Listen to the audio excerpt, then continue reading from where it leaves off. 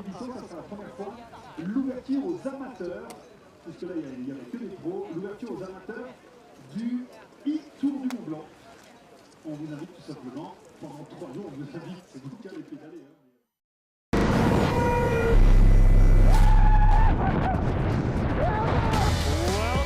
Welcome, Free Ride fans.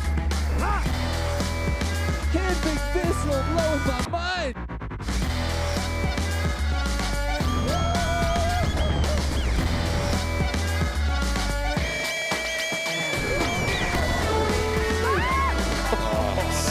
Don't be.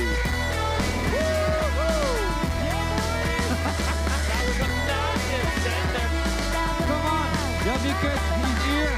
Oh no.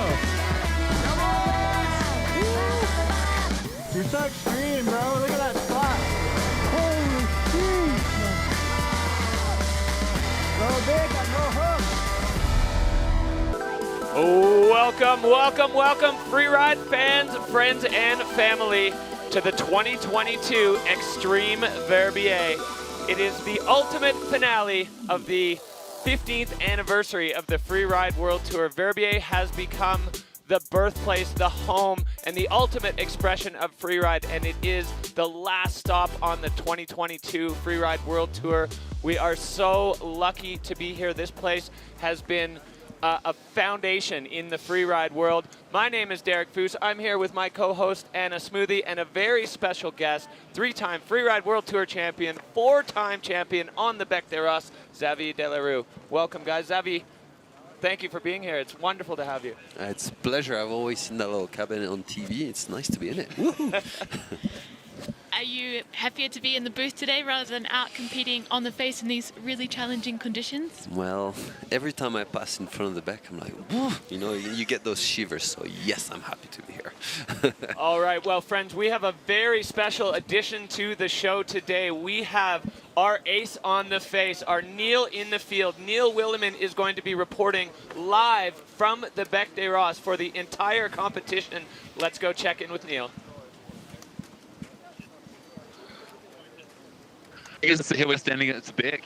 Feels crazy. I'm standing at start 2. Next to me we have Cody Bramwell and Blake Moller. Over in start 3 that I'm going to head to just after this, we've got 2 of the snowboard women. 2 of them starting from start 1, 2 of them from start 3. You're going to have to wait and see who is who. So psyched to be here. The atmosphere is great. The wind is starting to die down. The snow looks better than we expected. And it is just about to go off. Absolutely electric. Neil checking in with the riders in the start gate. We're going to have him on the face a little bit later, and then down in the finish area. Such an incredible opportunity. We're so excited for this new element in our show, and the riders are just kind of treading the line between excitement and fear, as I think is the usual on the Bec des Rosses. We've got a stacked lineup today of competition. The schedule is absolutely packed with action. The first riders in our field today are going to be the snowboard women. They're dropping in at 9:45 local time. So check your clock, see what that means to you. Where you are, 10:15 the snowboard men, ski women right after at 10:45, and then the ski men at 11:30. Smaller categories this year. After the cut, we made a kicking horse, so we got lots of time to get this off and plenty of options on the face today. Anna, do you feel like there's any advantage to any of these time slots for any of the categories?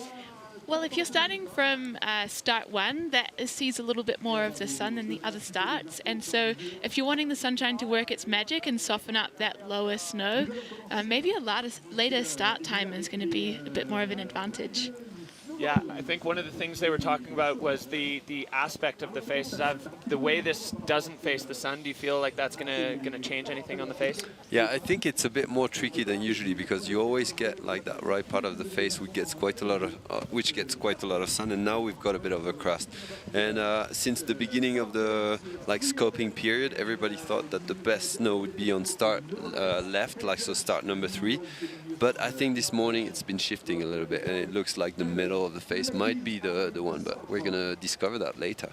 So we've had some forerunners come down yesterday and today, and they've swapped lines. So both forerunners have skied both sides of the face, and they asserted that up top all 3 starts have great snow, and it gets a bit more variable low down. So plenty of options on the Bec des Roses. This is a mythical face in the freeride world. Let's dive in and see what makes it tick.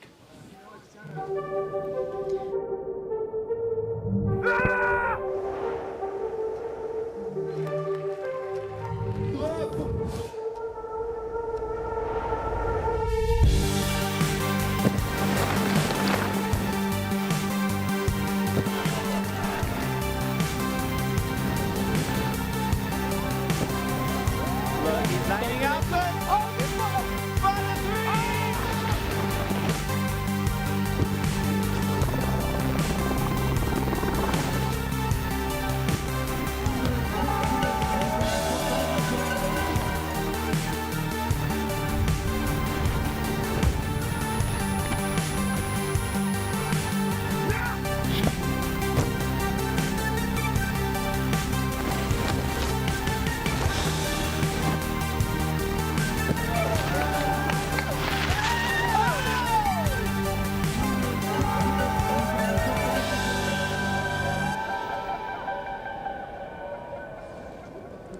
So many historic moments in freeride have gone down in this very space. It's such a mythical face. I mean, it's got the richest history of any stop on the Freeride World Tour, and honestly, probably any competition venue in the world, and even just any mountain in the world. You say Bec des Roses, and like you said, you get goosebumps and little shivers. We have a look here, Xavier, at what you did on this face in 2010. You said you still feel those feelings even now. Yeah, it's funny because I think the face is located in the resort in such an impressive way. Like, it looks so steep, it looks unrideable basically. And yeah, that one year I think that was kind of the most intense run I've ever done in like freeride competitions, and I think I spent a lot of energy like scoping my line, and it was about opening this one jump which is like pretty high up in the face. So yeah, like there I'm coming into the heart, which is actually next to start 3, and I had to really be precise on my landing, and then after that it just carries on speed. Just need to stay on your feet and just make it all the way down. But yeah, it was good, but I'm not sure I would do it today if you take me up. It looks to me to be the kind of fun that's only fun in retrospect. It looks a little bit scary at the time. Yeah, but I think that's the beauty of freeriding. You know, we push so much intensity in scoping the line, in trying to go and get that crazy performance, which you would not do on a just casual day. So you know, it comes with a little bit of an effort, and there's definitely so much mental energy that goes in any of those crazy lines. Yeah. So, to me, one of the things that really stood out, obviously, other than the riding there, was just the look on your face when you finally stopped in the finish area. Describe that feeling when all of that mental energy that you've poured into it has been successful, has gone well, and it's done. Yeah, it's been days, if not months, of like having that line in the head. Am I going to do it? Am I not going to do it? What could go right? What could go wrong? You know, you just process it non-stop, and then at the bottom, when you cross the finish line, everything releases. It's like explosion of joy. Huge drug. Big fan. All right, well, we're going to dive a little bit deeper into the face here. The Bec des Roses, it is the finale of the Freeride World Tour. It is unmatched in the Freeride World Tour. Anna, run us through it. Absolutely. So it's a low tide year in the Alps. We are not starting from the top today, but we've got 3 epic starts from a little bit lower down. And it's still a really long run there at 450 meters. The average is 43 degree steepness, but it gets a lot steeper than that. So here from start 1, on the look is right, we're flying over the Geraldine Fachner mandatory air. At the top, the snow is really nice, and it gets a little more inconsistent low down. It's a northeastern aspect. And then from start 2, in the middle there, this is a true north aspect. So the snow up top is cold, dry pow. Down low, where you see a little bit of white snow, this is harder. So those landings at the bottom are a little hard and icy. Start 3 is just to the look is right of the Xavier Delarue cliff, and it really gives you access to some of the biggest features on the mountain. So today the riders have got their work cut out for them to choose their lines. So Xavier, the snow has been missing a little bit, I guess, this year. It's been a while since it snowed. We've heard and coined a new term that I hadn't heard before, old pow. But in terms of conditions for riding, what do you think we're in for today?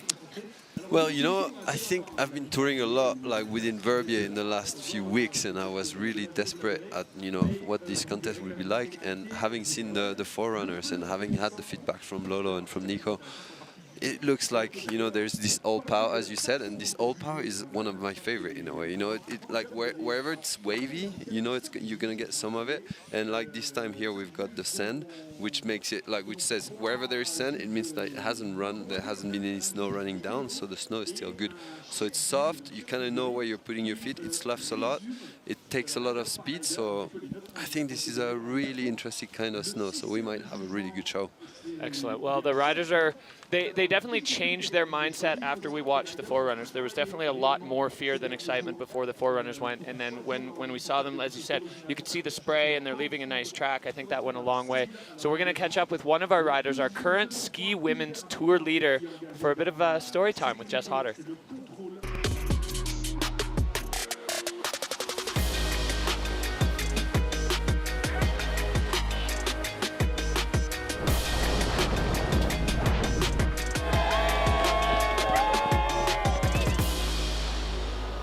We're here at the foot of the Bec de Ros. The competition's dropping on Saturday. How are you feeling wearing the golden bib?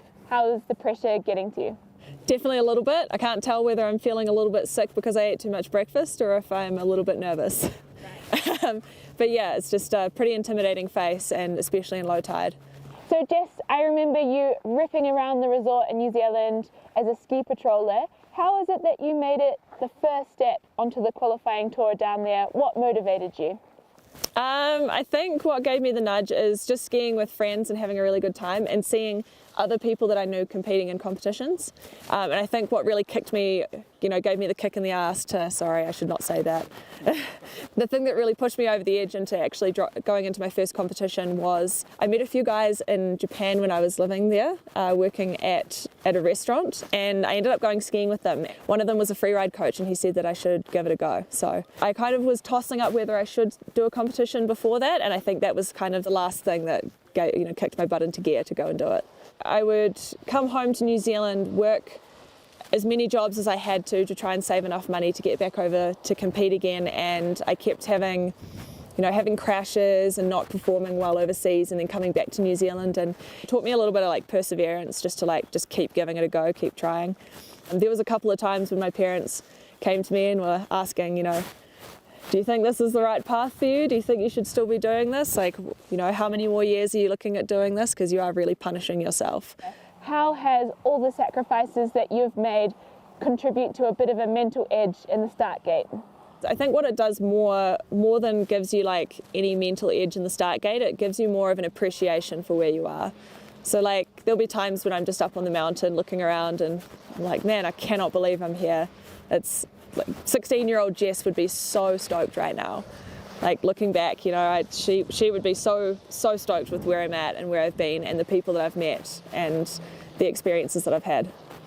So Jess, it's a bit of a low tide year here in Verbier. How do you feel about standing up in the start gate on the top of the Bec de Ros? For me, every competition is a new competition. So, at the top there, I'm just focusing on my run and focusing on trying to put down a good run to try and win, because winning in Verbier is the ultimate goal. Current ski women's leader, Jess Hodder. She's got 2 wins on the tour this year and 2 punishing crashes. She's had a roller coaster every year. Anna, I mean, you had a good catch up with her there. Where's her mind at right now? Yeah, Jess is doing well. She's certainly not immune to the pressure, but she's, a veteran competitor at this point, and she's concentrating on this event as, one thing. She's not looking at the points or the rankings or the title. She's just trying to put her best skiing out on the face today, and I would say she's incredibly resilient and has taken those beatings like an absolute champ. Xavier, you know what it's like to stand in this start gate with not only the pressure of your run and the fear of your run, but also the bigger picture pressure of a world title on the line. How do you manage that in the start and in your run and even in the days leading up to it?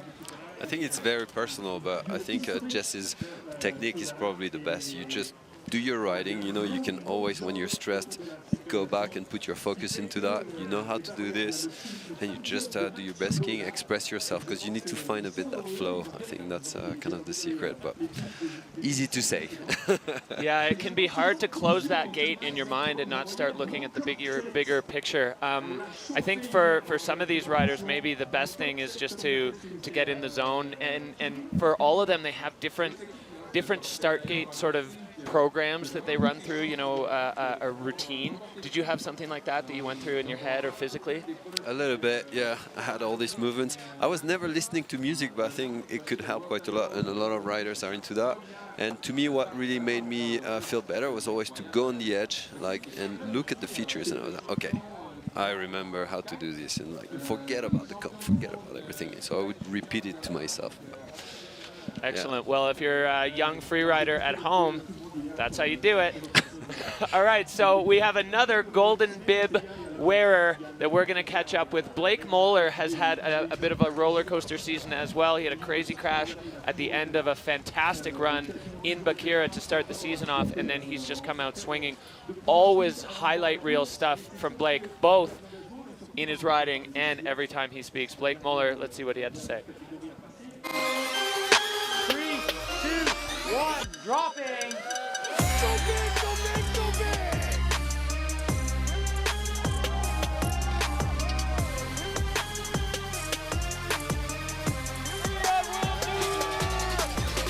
My family, first of all, they're the best. My mother, she's helping out doing the Rocky Mountain Freeride series and just trying to blow up freeride as much as we can in America. My older brother, Griffin, as you know, was on the tour, but my younger brother, my favorite skier in the whole world, he's on the qualifiers, so look out for him, and my dad is just the GOAT.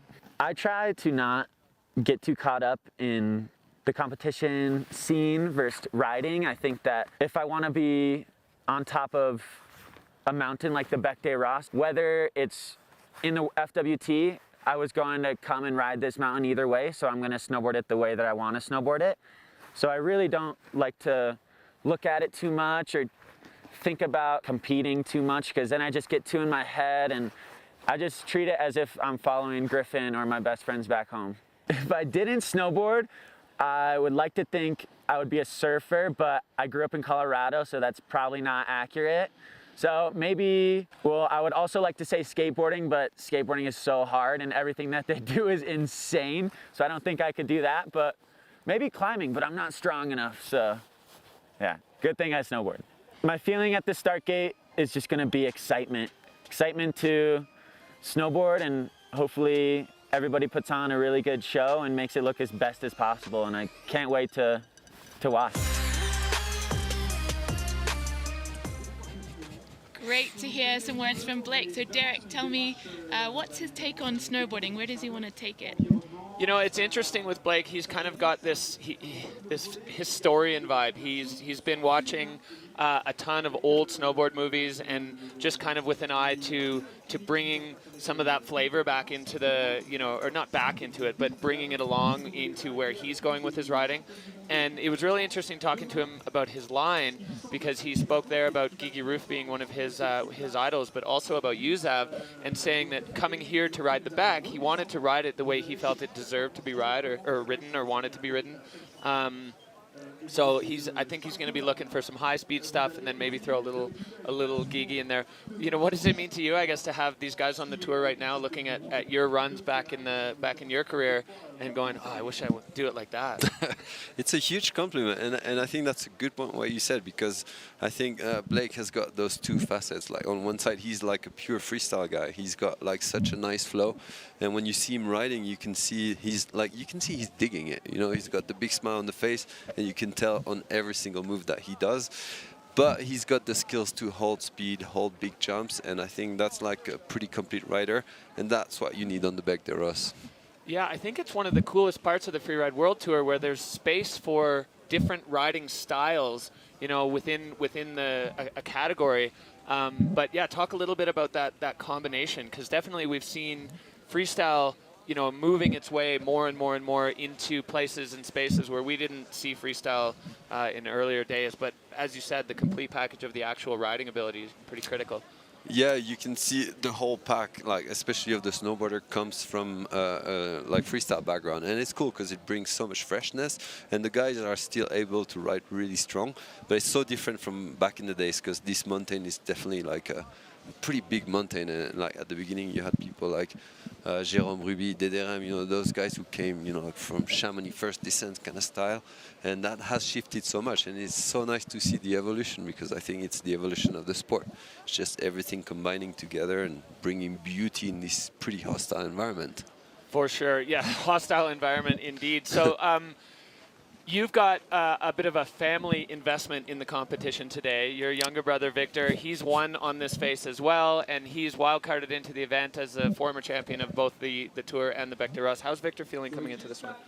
Well, I think he's feeling pretty good because, as you said before, you know, there's like when you have the pressure of the title, it's always pretty tricky, and he doesn't have that. But at the same time, he wants, you know, to make it up for his pretty bad start of the season. Although he was riding really well, but he didn't get lucky with those back slaps at the bottom. But that's the name of the game. So I think, you know, he's been focused, and I like, you know, when I see him, I see good things. Yeah. Perfect. Well, we all see good things when we see Victor ride. We're going to go back up to the top to check in with our roving field reporter, Neil Williman, up at the start with the snowboard women. Hello, everyone. Here I am. We're back. I'm claiming it. Tiffany next to me is stretching. Erica's standing in the start gate. She's got her tunes in. She's getting in the right mental zone. This is start 3, where I was just before start 2. They're quite close to each other, but they open up different possibilities. And it's nice to be able to stand here and feel the snow, because you can see that it's soft on top. Like Derek said before, it's old POW. It's freeze-dried. It's long-lasting and the north-facing, sheltered from the sun and the wind areas. I think it's going to be really good to ride up top. A little bit harder down the bottom, so the landings on the bottom cliffs and keeping your speed down, being able to shut it down before you hit the bumpy, icy stuff before the finish line will be key. And that's going to be really crux in the way that the riders scope their lines. From the top up here, I wish you could see exactly how I'm seeing now, because you can see the takeoffs but not the landings. You can see good snow but not necessarily where to land in it, and you need to be so 100% sure that you've scoped it perfectly. You've only looked at it from the other side of the valley, and most people watch from the other side of the valley or the bottom on the webcast, and then it looks so obvious where you should land. It looks so obvious where they're going to go. It looks so obvious that nothing's going to go wrong. But standing up here with these riders, one of these two girls is going to finish today as the Freeride World Tour Champion 2022, and the mental zone that they're getting into right now, which I hope I'm not putting them off too much, about where to take off, where to land, where to ride fast, where to shut it down. It's just such a pumping energy vibe up here right now, and I feel really honored to be a part of it. Thank you, Neil. It's a real skill checking the face and finding your line. I think some of the riders were thinking initially that they would find more homogeneous snow from top to bottom from start 3, but actually after watching the forerunners, we're thinking that start 2 might be releasing a little bit more with the sun. Where would you go, Zav? Well, actually, having seen Neil's camera, I think I really like the start number 3. I don't know if you realize, but there is kind of a nice concave kind of. Is it concave or convex? I never know which one it is. But you can actually see all the way down, like because the pitch of the slope is getting gradually flatter. So that's actually a big help. Yeah, the riders were talking about that too, and Lolo passed it on to them that exactly the concave. It's really steep at the top, and then it pitches out. So I think that's going to go a long way to the riders' confidence to feeling good dropping out of the start gate. Yeah, it does a really nice feeling when you have that.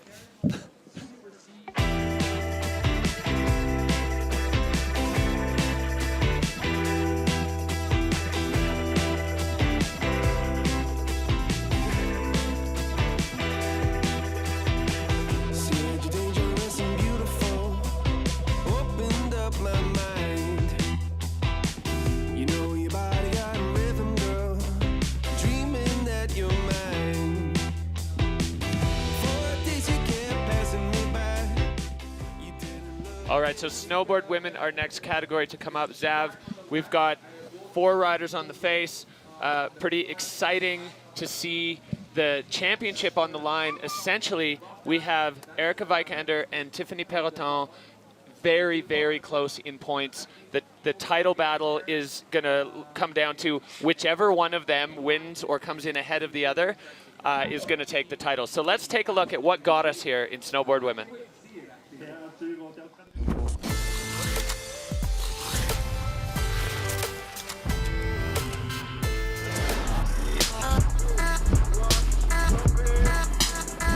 That is Tiffany's first run. She has put together 2 nice airs there. Yeah, this is a fantastic run so far. Hi, everyone! She's lining up a pretty big air here, but having a butt check on landing. Another little rock tap, and unfortunately punching through the slush. She is taking it off the nose so clean. Oh, yeah, Tiffany Pereton. That was a solid air and great landing. This is the riding I've been wanting to see from Katie all season. This is a strong looking run for Erica Vikander.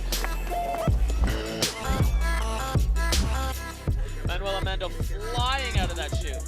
Oh, taking a tumble there. She's bringing a bit more fluidity to the face than we've seen from the rest of the category, so it's so far so good for Tiffany Pereton. Well, it's really been a blow-for-blow battle this year between Erica and Tiffany. They both have a couple of victories, and the points between them is so tight. Manuela Mandel as well, you know, getting some heavy runs in, but she's not in contention for the title currently. But I would never count her out in contention for a Beck win. Absolutely. So we'll be looking at Erica and Tiffany for the overall title. Here is our ranking. So Erica Vikander sitting on an even 30,000 points, and Tiffany at 28,900. So it's so close, effectively tied. And as we said before, whichever one of those two comes out on top of the other one is going to be the Freeride World Tour champion. And it's going to be a new champion this year. We've had Marion Erti for the last bunch of years, and the only rider in the rankings this year who owns a title is Manuela Mandel, and mathematically she is not capable of catching the other two girls. So an exciting little development in snowboard women. We are going to be crowning a brand new Freeride World Tour champion between one of those women, the veteran and the rookie. We will see if she keeps the golden bib on all day, Erica Vikander. She's been getting quite comfortable in that one this season. Yeah, there was a little swap there with Tiffany, but she's owned it for the rest. So here's our start list today. Our ex-FWT champion, Manu Mandel, is kicking it off in start 1. We also have a local rider, Colleen Benninger. She is dropping in from start 1 also, and I think she's going to bring a real style presence to the face. I think she's got a freestyle background, but also a bit of free ride prowess. Yeah. Yeah, if she rides in Verbier, I think she's used to, you know, all those rocks and steel, because it's a pretty Euro style, you know, like, it was funny speaking to one of the American guys earlier. He was like, I need to be French to ride this. He's not wrong.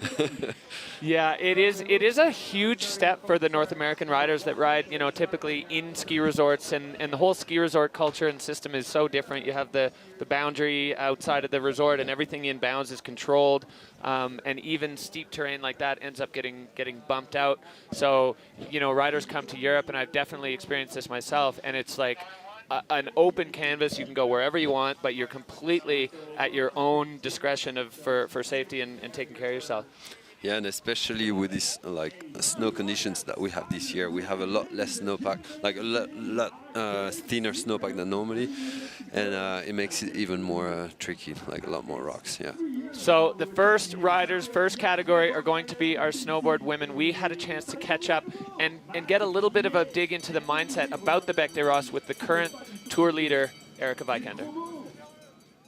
I mean, this mountain is like the mecca of free riding. This is the one that everyone all over the world knows. It's amazing to be here. I'm very grateful to be here. It's hard not to have the world title in mind, but honestly, I take every event one at a time. Everyone is super good. The other two girls in my category are amazing snowboarders, and anyone could win, really. I would love to win the overall, but it's not the end of the day if I don't. I want to do it. I'm going to do my best, but whatever happens, happens. Well, Zav, that totally backed up what you said about just taking it event by event, focus on the process goals, and the outcomes will take care of themselves. Pretty exciting, and I'm sure the riders right now, I mean, we're moments away from dropping the first rider. They must just be getting pretty amped up. Yeah, it's always tough, you know, like with free riding, you've got, in a way, the competition, so you want to give it everything, but you need to keep a lot of margin to stay safe. So that's always kind of a duality that's really hard to manage in your head. Nice. So here is our first rider, Manu Mandel, who, as you mentioned, isn't in contention for the overall title, but I know that just riding this face has been affecting her sleep. She's feeling nervous, but she's a really solid rider. I can see her jumping up and down in that start gate, getting ready to send it. Yeah, she's always quite energetic at the starts. I have the feeling I always see her in the background jumping around. It's her style. Yeah, every rider has their own routine that they go through. Some of them get so quiet and just go completely focused into the zone, and others just can't stop talking, joking around, trying to, like you said, keep their mind off of what's about to happen. And it's such a personal thing, and it's interesting watching them develop this routine over the years, or, you know, comp by comp, seeing what works and what doesn't. But yeah, just trying to keep the fear at bay and get the excitement really building up. Yeah, and you can see how very few riders claim that they're going to nail it, because the mountain is so impressive in itself. All right, well, free ride fans, we are headed up to the top. Start number 1 for our first athlete of the day. It is Manuela Mandel in snowboard women. The Extreme Verbier is on. So she is making her way down from start 1, trying to find some sunshine to soften that snow, but we think that the snow at the top is really nice and homogeneous and grippable and rippable. Yeah, I think we're going to get our first impression on the snow of the face. I think that's going to be nice. You can see there she's in the shade. You can see, you know, like the orange on the snow, that sand that came from the Sahara. That's where the good snow is. So I think it's looking pretty good so far. Yeah, for our viewers at home, we've had word that anything showing that kind of orange tinge with the Saharan sand is a bit softer, and anything white is white because it's rock hard.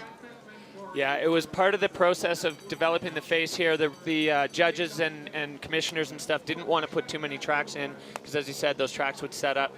So Manuela, over a serious chunk of exposure here, Xavier. Yeah, definitely she's going technical there, yeah? Sick oh, air. yes. Nice that was one, Manu. beautiful.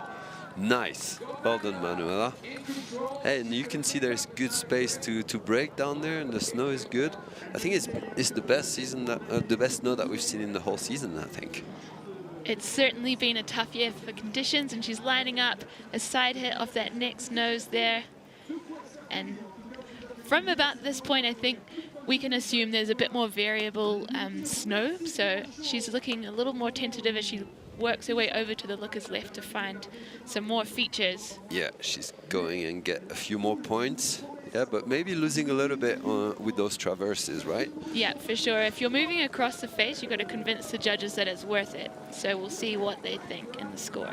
I think we're going to see a balance, too, on that lower section of charge, but also sensibility, because anything that's sitting in the sun now has been sitting in the sun at the same time of day for basically 3 weeks. So there's definitely a bit of sun effect on that, and it's going to be a bit of a game for the riders to go hard enough to build the line score and you know, get the judges' attention, but also make sure to keep it on their feet. Yeah, Manu's got a big job dropping first of the entire competition. Zav, have you been the first rider before? Yeah, I have, and it seems that it's been also my brother's kind of a thing this year. He's always been first, and it's, yeah, sometimes it's good, sometimes not, because like when the snow is tricky, you always like to see other riders, but sometimes you want to make sure you're going to be the first one to land this one cliff that everyone else is going to take. So it depends. And I really like that first air of Manu's. She showed really great board handling skills. She landed a bit forward, but managed to pull it back and ride it out, let it loose a little bit. Yeah, and like this kind of little technical little double, I think that's a move we haven't seen that much in the snowboard women, so that's beautiful. Good on you, Manuela. All right, well, as we wait for the judges to drop their scores, they loved it. Manuela Mandel with an aggressive start to her run, and the judges paying her back in spades with an 82.83. A great start to her campaign to sit in that hot seat all day long and really potentially shake things up in the overall, because the other two women, you know, in the mix are looking for a win here. But Manuela Mandel absolutely putting a stamp here on the Bec des Roses, and you can just see how happy she is to be where she is in the finish area and sitting on the hot seat. Well, there There are no breaks once the Extreme Verbier gets running, and we are going straight back up our wild card. Colleen Bendinger, she is from La Chaux-de-Fonds, but living in Verbier here now. So you said, Zev, you know, she's a local. She's got some local knowledge. She, as you said, has probably been riding around a bunch and trying to figure out the snow conditions and potentially looking at a bit of a home field advantage as she stands here in the start gate. And that just gives you such a great perspective of how gnarly this is. You see the massive peaks behind of the Alps. And Colleen, she's got some free ride experience, but looking to see a bit of a freestyle element in here, as that is her background. Dropping in from start 1. Looking confident in these steep, challenging terrain. Yeah, you can see that she's from here. She's used to that kind of terrain. Yeah, and it's her first year, so she's hungry. I think she's going to be really keen to show what she's capable of. Now she's getting into the good snow, so I think from there on, like we're going to see a big difference. And that's like she's heading towards the Geraldine Fastnaer mandatory cliff. I think that's quite a classic in that part of the face. Yeah, it's a big one, and she's obviously nervous about taking too much speed into it, but she manages to clear it. Has a bit of a butt check there. Yeah, you can see there's a lot of slough. You know, that's one thing really typical with that kind of snow. So you're going to have to be always careful wherever you ride to always know that there's going to be a river of snow. Yeah, slough management can get you a little bit off track. Yeah, quite a few mistakes there. And it's something that we haven't really had to deal with a ton this season. And some of the other riders talking about how the steepness of this face, not something, because we've had to do some adjustments of venues and faces over the course of the Freeride World Tour this year. This is going to feel new and different and potentially a little bit intimidating for some of these riders today. I think that Erica and Tiff will be looking at this run and feeling a bit nervous. It's really made Manu's run look really impressive too, just seeing how the variable snow has kind of tripped Colleen up a few times. Yeah, and you can't really understate how difficult this actually is. I mean, we can sit here in the safety of the commentary booth and talk about the the little issues in a run, but these riders putting it on the line from top to bottom, and you do see that very specific line where the snow changes. And Colleen, another rider in the finish line, she's going to be very pleased. You know, a wild card. What that must do to your head to be granted a wild card and be like, oh my God, I have to go up there and compete. Yeah, she's probably grown here, seeing the competition every year and like kind of dreaming about it. And there she's in the spot. Yeah, big ass. So the video judge has docked her a little bit on technique and control. As we discussed, she's had a few butt checks through the run. Just really supporting what we were saying about the conditions being pretty challenging for riders today and actually for the entire 2022 tour. Waiting for the score, and always the tricky moment, right? The judges definitely taking note of those control issues, 44.33. So Manuela Mandel sitting pretty in the hot seat. We're going to go back up to our roving field reporter, Neil Williman, and to see what's going on in the start gate.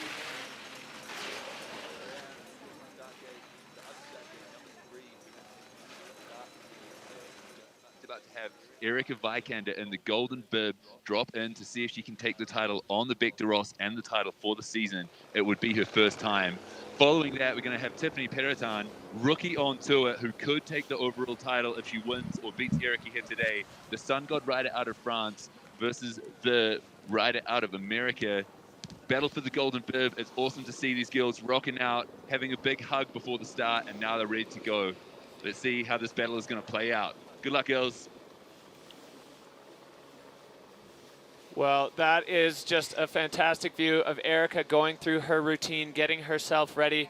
And, you know, something that we kind of often don't talk about so much is the camaraderie. The riders are on the start list and in the rankings against each other. But this truly is a family, and there's this sense of shared risk between everybody, that they're all doing something kind of, you know, extremely difficult, challenging, dangerous, and I think that family aspect of it, I mean, they're hugging, they're high-fiving, you know, they're wishing each other good luck. The competition side of it is kind of only a small piece. Yeah, it's an individual sport, but a team experience. So, Erica Vikander, she is the current tour leader. She's got a couple of wins under her belt this year so far, and she is desperately hoping for a win on the Bec des Roses to cement her spot in the Hall of Fame of freeride with a tour title. Erica Vikander on course. So she's dropping in from start 3. I think she's lined up quite a few good, decent airs, and she was really picking them for good takeoffs and good landings. You can see there's a lot more space in that part of the face. And yeah, it's kind of a different style of riding in there, I think. Airing off the big T Boom, there. she's going for it. And slotting her way into the couloir. I think she's got a few more cliffs lined up for us in this run. Erica's such a solid rider over her board. She comes from a slopestyle background, but she's adapted it beautifully to the freeride movement. Now catching another one and staying on her feet on the heel side there. So occasionally we've seen over the season on the tour, there could be an advantage to being goofy or an advantage to being regular. Do you think in this line the goofy foot is helping? Another one there for Erica. Well, I think in this phase here with all 3 different choices, I think it won't matter really on that phase because there's not that much traversing. Snowboarding is always quite tricky when you need to traverse. I think you always kind of need to choose a bit of a direct line. It makes a big difference. And Erica making her way through the danger zone, the really funky snow at the bottom of the run. I think that was a pretty decent line. No. And just getting a wee butt check there. So the judging line is at the bottom, but she's almost there. We'll have to see what they make of that. That would have taken some points. I think it's always tricky down there at the bottom. You either need to let your board go straight, but if you start to try to brake, it's always the tricky part. So, yeah. And the belly of the bowl there has had the most sun on it, so it's definitely, you can see it's scooped and scalloped. So we're going to see the breakdown here on the replay, Xavier. I like that she's been kind of keeping, you know, like, yeah, direct line, as I was saying, like there hasn't been any traverse in her run. And it's such a shame for the mistake at the bottom because, you know, it felt like a proper line in one go. And I think that fluidity is super important, even more in snowboarding than in skiing. Yeah, the video judge hasn't actually docked her for control, so I wonder if she's made it through without that butt check counting. Guess the judges panel will have to have the overall on that. Is the judging line on the finish line? Or All is right, it well, let's above? see what the judges think. A 71.67. So a solid score for Erica, but she has definitely left the door open for Tiffany Peloton, and Manuela Mandel is sitting pretty in the hot seat now. She is looking at least a silver here on the Bec des Roses, which is a massive accomplishment, and there is only one more rider who can have a say in the outcome of the day. Tiffany Peloton, she's a rookie on tour this year, but she's not a rookie to freeride. She's been on the qualifiers for a while, and she has come out of the gate swinging this year, you know, immediately basically putting herself into the conversation. She was third in the first event in Baccarat-Barret, and then winning in Andorra and winning in Fieberbrunn. This is a solid contender, and it would be interesting if she takes the title, then the freeride world title stays in France. Indeed, chasing on the heels of Marianne Arty. All right, so we are in the start gate with the last of the snowboard women's category. Erica Vikander, nervous moments for her as she waits for her fate to be decided by someone else, which is Tiffany Peloton. Tiffany now ultimate focus. You can see she's just looking down the face. And Xavier, you said it before, it's so cool from this start that you can see the whole way down. So that's got to be reassuring for Tiff. But she still has to step up now and deliver the goods, which is, I mean, it's a big ask on the Bec, but I think she, you know, Tiffany certainly has the skills, has the mindset, and has the competition experience to get it done. Now it's just a matter of dropping in and doing it. There's so much suspense all the way till the end. I love it. That's great, actually. Yeah, when they did the bib draw and it came out like this with the two highest ranked riders dropping last and second last, it was almost like the whole room was like, yes, this is perfect. We're building drama here. We're watching our own version of reality TV with very real consequences of a Freeride World Tour title and the first new snowboard women to take a Freeride World title in a long time.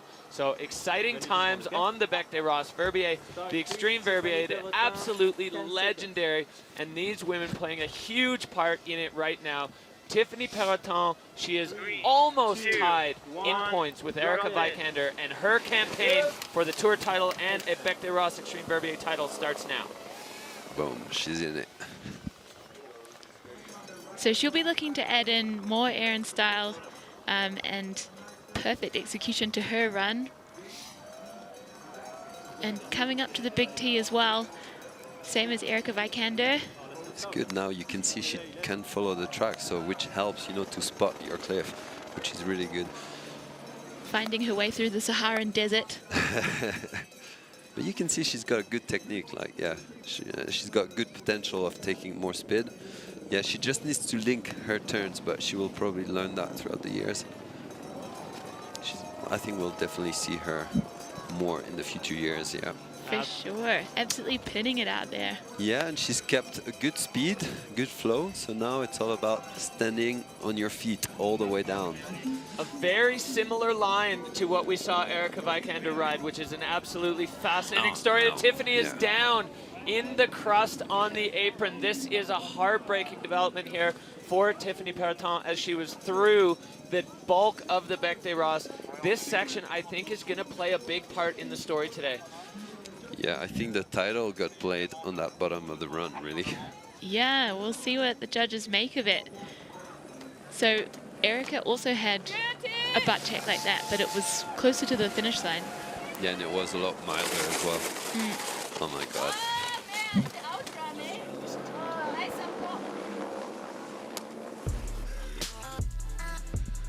Okay. Boom. I think she's, yeah, like she's slipping down on the top, but she's still keeping the flow, so that's pretty good. Yeah, I love her line choice.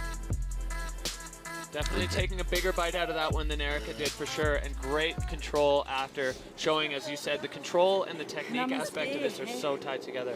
Thanks, Bec. But I think she knows what she did, so she knows it's kind of out of the bucket. Yeah. Oh well, but the stress is gone, right? Because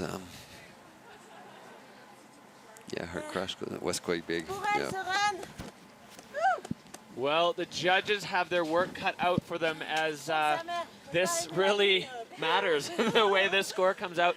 And yeah, it'll be interesting to see. I think this is going to set the tone in terms of control. So significant control issue there for Tiffany Peloton, dropping to 56, so that puts her into third.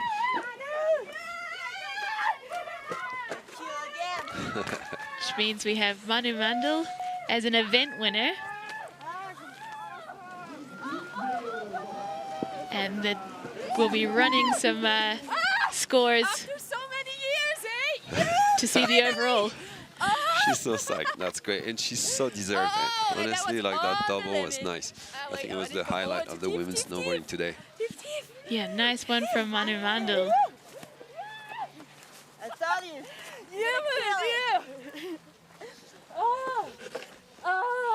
Yeah, thanks. Thanks, So Spirit World Tour. Thanks, Bec. Thanks, Verbier. And thanks. All the good vibes. Just listening to the girls here with our new Bec des Ross champion. happy. And looking at the numbers behind the scenes, we are getting word coming in that with Erica finishing second and Tiffany finishing third, the points lock means that Tiffany Peloton is the Freeride World Tour champion. We're going to double confirm that, but we'll go down to the finish. The girls all absolutely amping as we run the math behind the scenes. All of these girls, and Manuela Mandl with a Bec des Ross title. Yeah, it's her. She's been competing here for a long time, and it's her first win here on the Bec, so she is so pumped. Well, look at this. Manuela Mandl has a title on the Bec des Ross, an Extreme Verbier title. What that does to a rider, what it does to your status in the Freeride World Tour and the Freeride world in general. Erica Vikander dropping in second spot, Tiffany Peloton in third, and our wild card, Colleen Benninger in fourth. What a start to the show today. Incredible.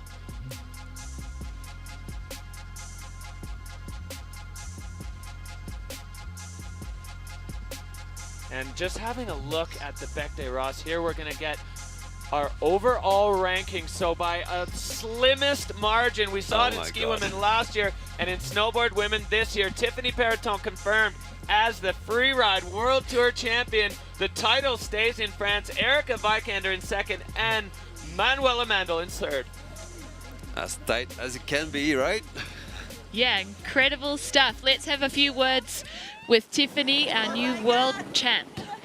Tiffany, congratulations, our new world champion. How does it feel? I can't believe right now. I thought it was Erica. So, yeah. I can't believe it. Well, she's got no words for it, right? Yeah, it's always so tough at the bottom when you don't know exactly if you can be happy or not. But she seems to kind of understand it at this moment. So, good job, Tiffany. Tiffany, how does it? How did your run feel out there on the back? How was the snow, and how did it come together to your plan? The snow was pretty hard. I thought it was a little bit better. I was not so strong on my legs at the end, but still good.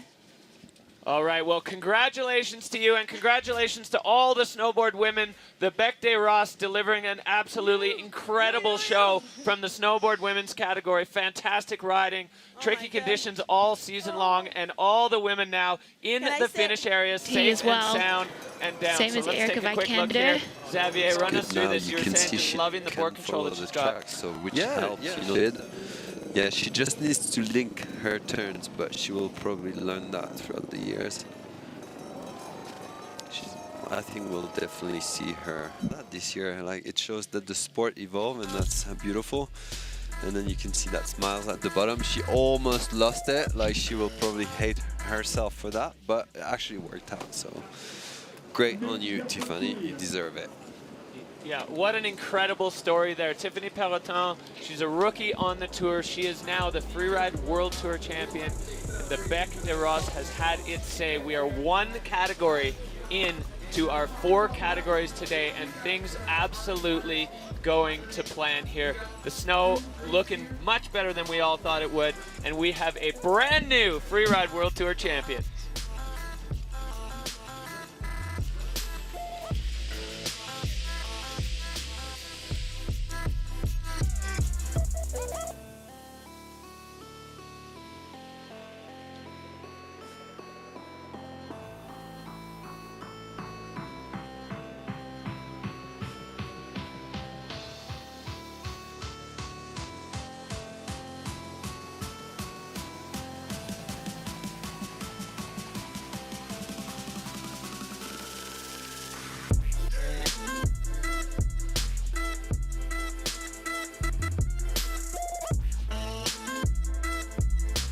From the snowboard women to kick things off here at the Extreme Verbier. Guys, what a great way to start. Yeah, the conditions don't look easy out there, so mad respect to all the snowboard women for bringing it to the face. We're here with Xavier Delarue. You've skied this face, or snowboarded this face 15 times. Well, in the comp, yeah, it's been a big part of my history of, snowboarding throughout the years. And after 15 years, even the last year I did it, it was still super nerve-wracking. So I feel for all the guys, all the girls up there, because it is intense. Yes. All right, we are going to head back up to the start. If you're just joining us, we have a very special element this year. We have Neil Williman, our roving reporter, up on the face. Neil, we're moving into another category, snowboard men, just about to kick things off. That's right. We're moving from a category to another category. I'm moving from position to another position. Just had Victor Delarue beside me. He's going to be competing to follow in the footsteps of his older brother, Zav. I'm going to chuck in some nice old school jump turns just to keep it old school on the Bec. Oh, yeah. The snow's actually not that bad, but a little bit punchy. Quite a lot of slough. And heading over here to grab the pole from one of the ski dudes. Oh, shit. That did not go to plan. Oh, man. I really hit a rock there.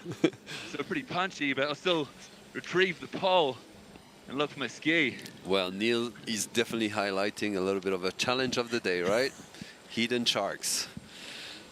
Yeah, Neil Williman just having a slight technical issue there, clipping a rock and having his ski come off as he was retrieving the pole from one of the ski dudes. So I'm here to grab the.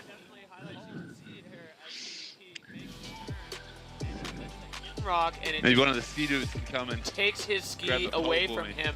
So, you know, maybe he's doing the riders a bit of a service there by exposing that.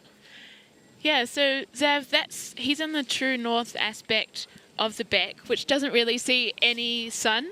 So would you say that's more sharks in there?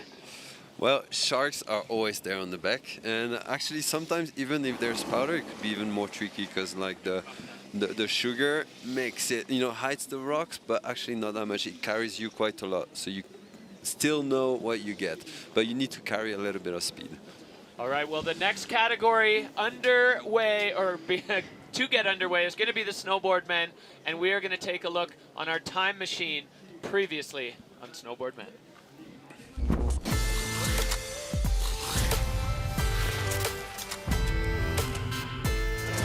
Hey, everybody. Oh, let's go. Absolutely gigantic transfer. Michael Mon, again, just what I said, so technical and so precise. The backflip signature and on his feet, Camille Armand. Big back three with the grab, stomp clean, so Blake Moeller back to his ways. And a big Becky.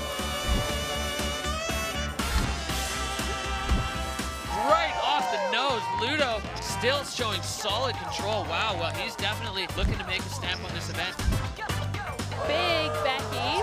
Brings it to his feet. And this is one of them. Camille Armand off the top rope.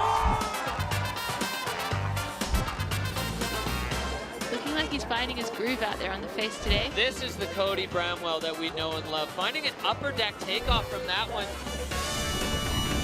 But going massive over the whole thing. Haven't seen anybody hit it like that. Firing off there with a 360 and clean. Well, it's very interesting in the snowboard men as we have a whole lot of ways that this can go, both with the event and with the overall. We had Camille Armand kind of surging this year. Last year he was crash, podium, crash, and the podium got him through. This year he seemed to find whatever the magic dust was to complete runs, and well, he put himself right in the mix. But in the last event, Blake Moeller found a way to just climb over Camille Armand in the overall rankings, and the two of them nearly tied at the top of the leaderboard here. Cody Bramwell and Ludo Guillaudiat, he kind of snuck in at the end, unfortunately at the expense, well, unfortunately for Victor, at the expense of your brother. And then Michael Mon, the Cinderella story this year, getting cut from the tour at the end of last season, going right back to the qualifiers, quick couple wins, back on tour, and then winning the first event. So Big Mike is on it. He is indeed. Cody Bramwell of Great Britain is kicking things off, and then we've got an absolutely packed French finish. Are you excited about that, Zav? The French block, yeah. That's kind of nice, and it's good for Victor. He's been first all the time on all the events, and I think it's going to be relaxing for him to be in the back, you know? Yeah, and Blake Moeller is dropping second, which would be interesting. So if he wins as first, second or third, then I believe he is world champ. But if he crashes, anyone in that category, apart from your bro, can take the title. Yeah. Suspense. Woohoo! So we're going to take a look at the Peak Performance Fun Bet fan favorites. These are percentages of you that voted for these riders to be on the podium. So a pretty even split between Blake Moeller, Camille Armand, and Cody Bramwell. And I found it myself very difficult to bet on any or against any of these guys, because all of them are such strong riders. Their mental game is incredibly strong. They love this kind of steep, gnarly riding. I think maybe Camille gets the nod given the terrain, being, you know, the Chamonix rider. What do you think, Victor? Xavier. Sorry, exactly. I was thinking of Victor. We could call Victor and ask him. No, definitely Camille. He's been pulling these big moves this year, and like I think he's been impressing everyone, and he's been a lot more consistent than in the past. And Blake, I think, shows a really nice combination of that super nice flow, those tricks, and eventually those big moves that are super impressive. But in the highlight, you could see that men's snowboarding, despite the condition, has been on fire. Yeah, a really strong field in the snowboard men. Once again this year, they just keep coming back and impressing us over and over and over. And I'm 100% positive that today is going to be no different. Had a good catch-up with Cody Bramwell at Face Check yesterday, and he seems a lot more relaxed than he has in other comps. He's been a little less consistent, whereas Jussi Kami has been more consistent. Last year, Cody was really consistently stomping his runs, and this year, as usual, a bunch of highlight reel moments, but not quite as clean for Cody Bramwell. Third, fourth, third. He hasn't had a win yet this year, but he is hungry for it. And the star of Crusty Lips is in the start gate, and he is about to put himself out the gate onto start 1. Snowboard men here in Verbier. So dropping in from start 2, apparently there is it's a pretty technical entrance, and he's riding in there on his hillside edge. So that's he's really backing himself there. Yeah, I like that traverse because it would probably give you the time, to get a bit of the feel for the ride. You always need that because the first turns are always the most stressful. You can see that he's got a nice flow already, getting in the center of the cliff. That makes a big difference. Was there a little butt check there or not? It's hard to tell, huh? Could have been a bubble there. Yeah, maybe just a slash to check speed and keep himself in control. Nice. Yeah, he's keeping it together. Well done. Oh my God. Oh my God. Yeah, I think he should be fine. He hit the rock with the board.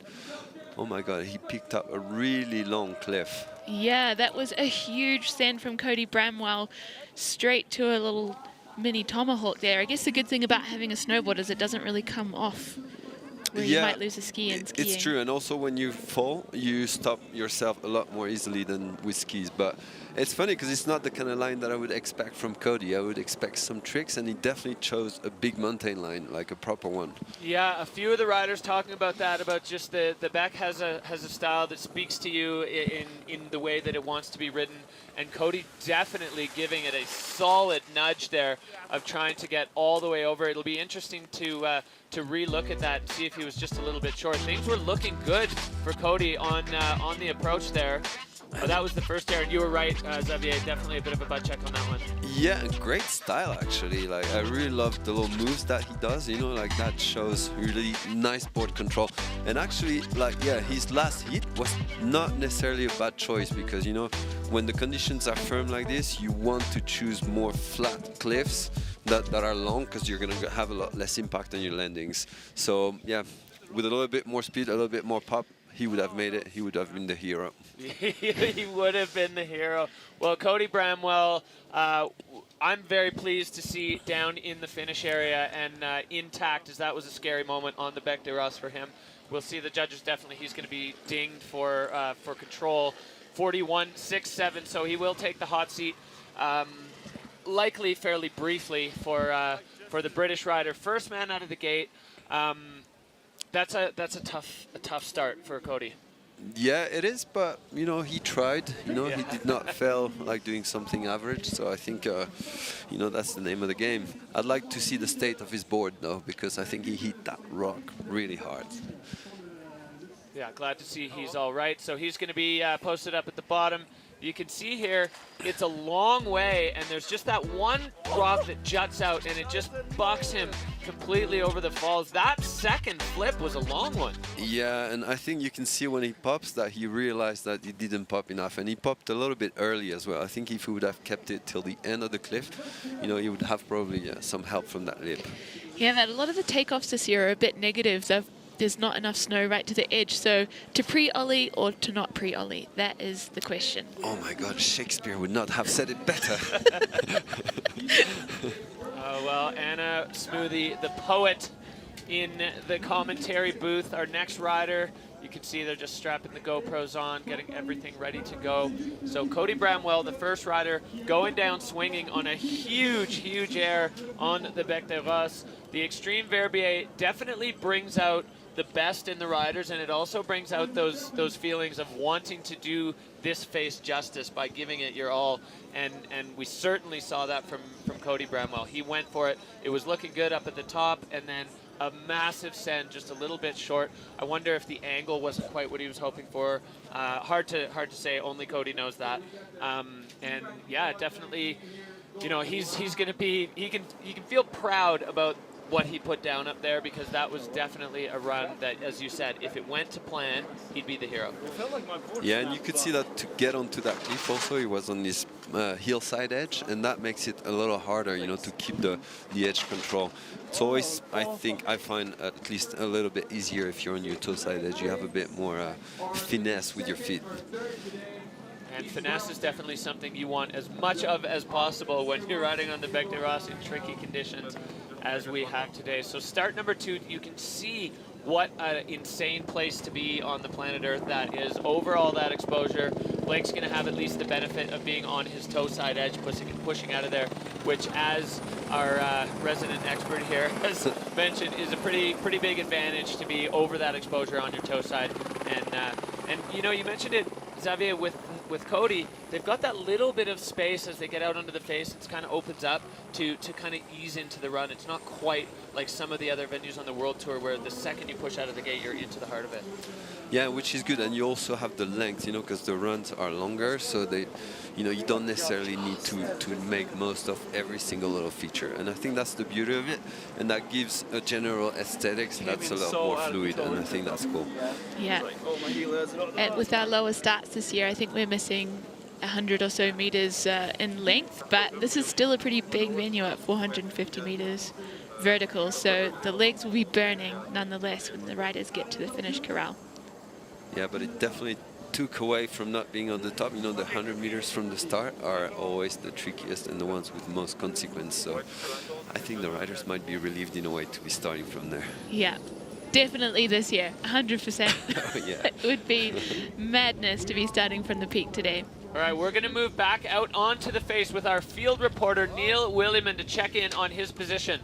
Did you get your ski back?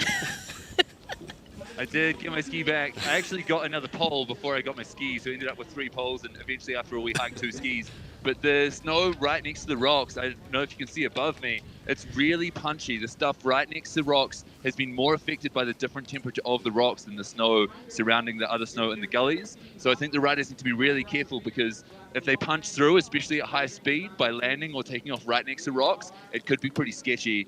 Amazing to watch, though, Cody, from this perspective, his ollie over that cliff, taking it as a transfer, and his hand down looking so steezy it was like a surf slide.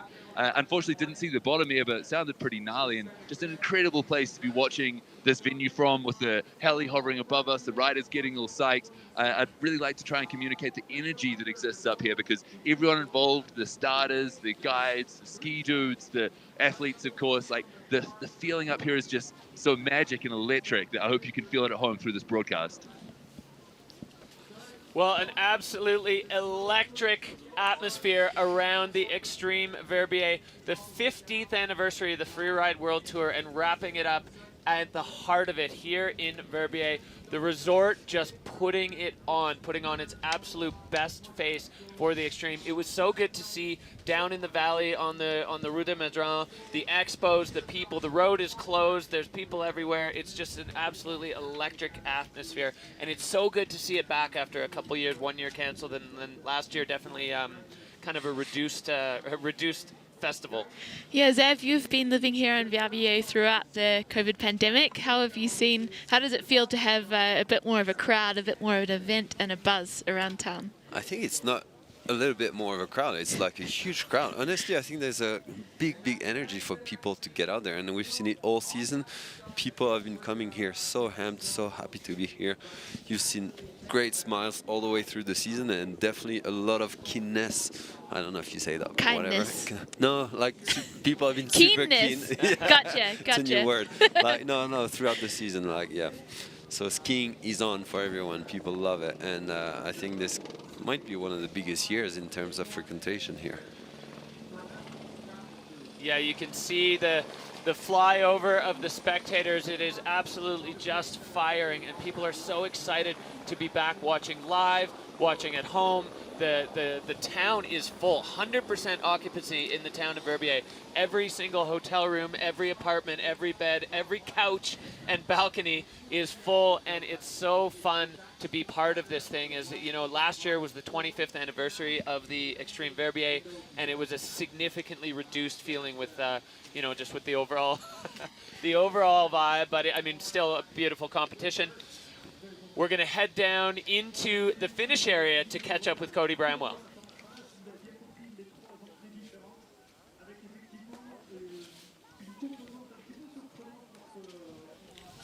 Cody, can you hear us? Yeah, Anna, what's up? You took a pretty heavy slam there. How are you feeling? Yeah, I'm fine. I'm just disappointed on my... I took the wrong kind of line there. Oh, I'm looking at that way. Yeah. Yeah, I just clipped that rock. That was kind of sketch. Yeah, for sure. We're happy to see you in one piece. Do you think you might have popped too early, or did you just need a bit more pop? Yeah, I probably should have taken a bit more skiers left. And because then, like, there was a rock sticking up just where I popped, and there's a rock sticking up in the landing. So if I just went a bit more left, it would have been way better. Okay, so the takeoffs are pretty tricky today. Yeah, they are. They are. Be careful out there. Cody, what's the base of your board looking like? I landed like on a rock in Mach 1 speed, so I've like snapped something inside of there. Just cracked up a little bit, Well, which is fair enough. Luckily you're down there, so that board can have a retirement. Hey, Yeah. really happy to see you safe and sound at the finish, Cody Bramwell, and looking forward to seeing the rest of the event from the, well, see how long you last in the hot seat. Yes, sir. Let's go, boys. All right, well, really pleased to hear that Cody is fine. Yeah, it sounds like it was just a bit of an angle adjustment needed there, as he definitely didn't mean to be quite where he was. But, you know, Xavier, how tricky is it when you've only done visual inspection from across the valley on the Col to catch those angles when, you know, centimeters matter? Yeah, it's basically the name of the game, and like whenever you spot a cliff, you need to find a way to get your direction dialed. You don't have space for any mistakes, and we saw it there. And yeah, unfortunately, it didn't work quite well for Cody, but yeah. I think the more experience he'll take and the more precise he will be. But yeah, there's always a bit of space for errors. But yeah, and really thankful that error, which looked, you know, initially to be really not going well for Cody, and then he just popped right up riding. So really happy to see that. There is occasional forgiveness on the Bec des Roses. yeah, it reminded me a little bit of Sami Lübke's like really long air, which gave him the win a few years back. And yeah, I kind of see that style which came back with Cody, and that was really cool to see him riding that way. Well, I'm sure that that Cody would be honored to be compared to Sami Lübke, another multi-time champion on the Bec des Roses. Sami, hoping to see you soon. We miss you here on the tour.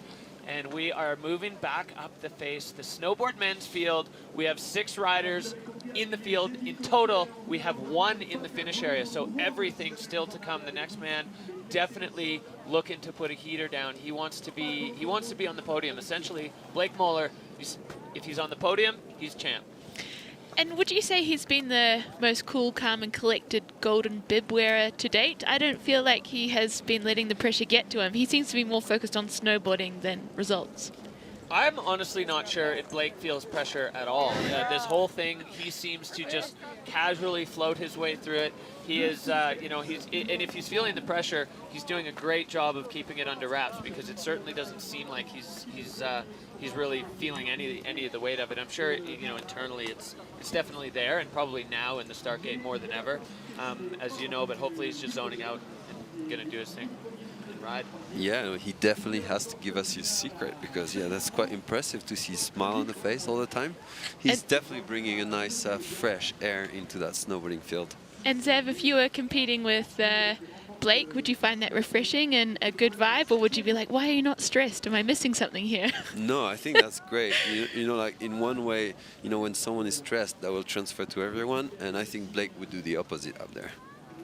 Keeping the vibe high. Yeah, he is the king of when you're around him, you're happy.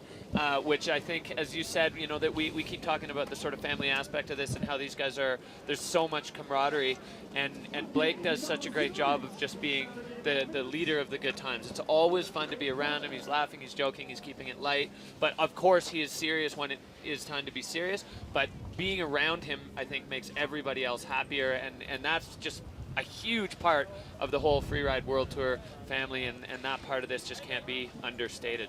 So Blake Moeller is in the gate. He's had a little bit of a delay, but he is going to be getting his stoke on as he pushes out. We saw him Tarzan swing out of the gate in Kicking Horse. I don't think we're going to see the same move. That would be bold on the Bec des Roses. Borderline silly. Well, he's quite bold. He is. So here you see the true nature of this entrance. It's a small ribbon of snow out of start 2 that gets you onto the face. And definitely some chat from the riders about how the snow on that little ribbon is going to deteriorate potentially through the day. Yeah, and also you see how the start gate is in the sunshine, and then after a few meters you're going to be in the shade. And for your eyes to adjust, that's always such a tricky thing. It's always really hard. All right, well, we are ready, racked and stacked for Blake Moeller, the young American rider. This is his second season on the Freeride World Tour. He was in the battle for the title last year with Cody Bramwell and Victor De La Rue. He is in it again. Blake Moeller is on the Bec des Roses. All right, 2 wins for Blake. Only needs a 3rd one, and that's going to be a big party after that. I think you'll have a big party no matter what. You need it after the Bec, that's for sure. All right, getting into the flow, and then he's going to progressively get bigger and bigger. Yeah. I think that in those moments you can see like the little pops, you know how light he is on his feet? I really love that. He's getting in there. Yeah. Nice, a bit cleaner than Cody. Yeah, and a slightly different angle, maybe picking up a steeper transition. So Blake Moeller now just, you know, right over his feet, balanced over the board, and coming into the heart of this section. It's a lot less flowy than Cody, to be honest. Like, you can see that he's been hesitating a lot more, but yeah, that's for a Massive reason. backflip taken to his feet, and he is Blake hurting Moeller. out of there. He found the flow there off that big round meatball cliff, and now absolutely pinned. Now this is where we all hold our breath for Blake Moeller. Yeah, and like, did you see that landing? You know, it was like rock solid, and he stomped it like as if nothing happened. Yeah, as we mentioned, folks, where the snow is white beneath that meatball cliff, it is hard, and he just was perfectly balanced over his board.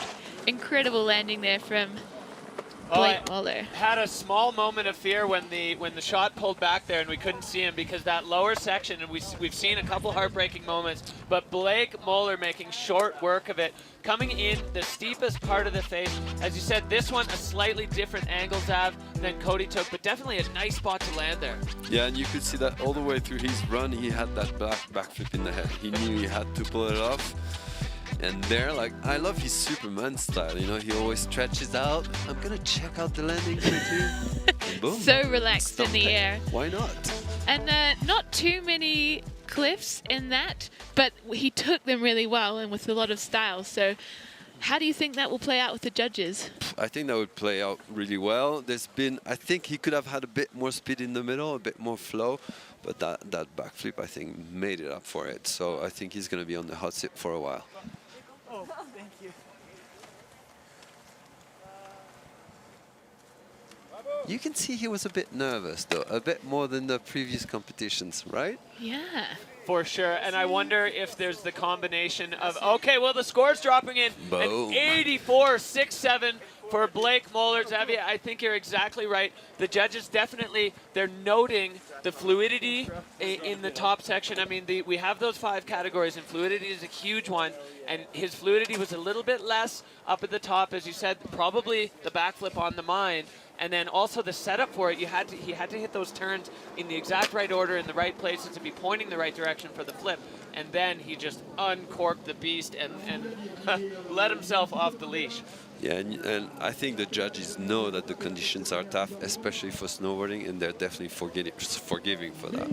So now Michael Moan. Michael Mon, Big Mike, as they call him back home. Michael Mon, he's got a win under his belt. And then he was struggling a little bit in the last couple of events, but Michael Mon is on course, and he is looking to back that win up that he had at the start of the season. Yeah, another American. It's funny, there's always been, since back in the days, always a big block of Americans. There's always been, yeah, like keeping the flag up, and it's nice to see Michael. Snowboard is alive and well in the United States, lining up his first air. Start number 1. getting into the Geraldine Fastnard cliff. And that upper air, high consequence, being above the exposure into this mandatory air. Michael Mont bolts there, so definitely making a solid claim on his run so far.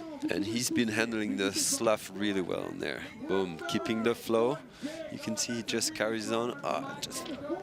Carrying speed, coming unstuck in the landing there. I think that transition may have been a little bit tricky to catch. Well, I think in snowboarding it's always a choice. It's always tricky whether you're going to land on your front foot or a bit on your back foot and risk to back slap. So it's always really hard to gouge. And there he got tricked and the snow caught his nose a little bit and gave him a bit of a flip. But he recovered really well. Yeah, beautiful run, just with that one control issue. Yeah, as you say, Zav, especially when the snow conditions are so variable, you have different kinds of snow in different parts of the face. You have to make that decision in the air, which foot is going to be the pressure foot. Yeah, and he went for the real Stampla with both feet, and yeah, it didn't work out. But you know, it's always so tricky to land all your runs like top to bottom, not being allowed any mistakes. I think it's it's a tricky mental game. Yeah, you need to have it really dialed. So love the move above the Fastnat mandatory air, and then really clean. You can see this is where Michael Mont shines. The more technical and difficult it gets, the more balanced he is over his board. And then you can see him come just pinned off that one. Boom, yeah. You can see how deep his board went into the snow there. Yeah, and he had a bit of a control issue. He was struggling a bit to lose some speed, and you could see that, you know, like it was a pretty convex jump, and you could not see the landing at all. So that might have been also tough for the mind. Yeah, riding hillside, trying to hold the line and find his takeoff. Yeah, always tricky to arrive on a little ledge on your hillside. It's going to be, yeah, you kind of have the risk to lose a bit of your edge. 51-6-7 is the score for Michael Mont, so not going to trouble Blake Moeller in the hot seat so far. So looking good for Blake Moeller right now, as he is, two challengers down. But Camille Armand, the next man in the gate, is going to have something to say about that. This man is a mountain goat. He has backflips in places that backflips have no business being and stomps them. He's such a confident rider. He's so strong, so balanced, and you'd know that he would love to stand on the top of that overall podium. And as every Freeride World Tour rider, the dream is to stand on the top of the podium at the Extreme Verbier. So Camille Armand in the start gate, going through the final stages of his pre-run routine, getting himself ready to kick things off here. His campaign has been fantastic this year. It's been a pleasure to watch. And now the final run on the 2022 tour for Camille Armand. He is on course on start number 1. So he actually switched up his start after seeing the Forerunner this morning. He was going start 3, but thought the snow looked better on this side. So let's see if that pays off for Camille. Yeah, it's always tricky to change your line at the last minute, but yeah, if you have a feeling, you need to embrace it. Go with your gut.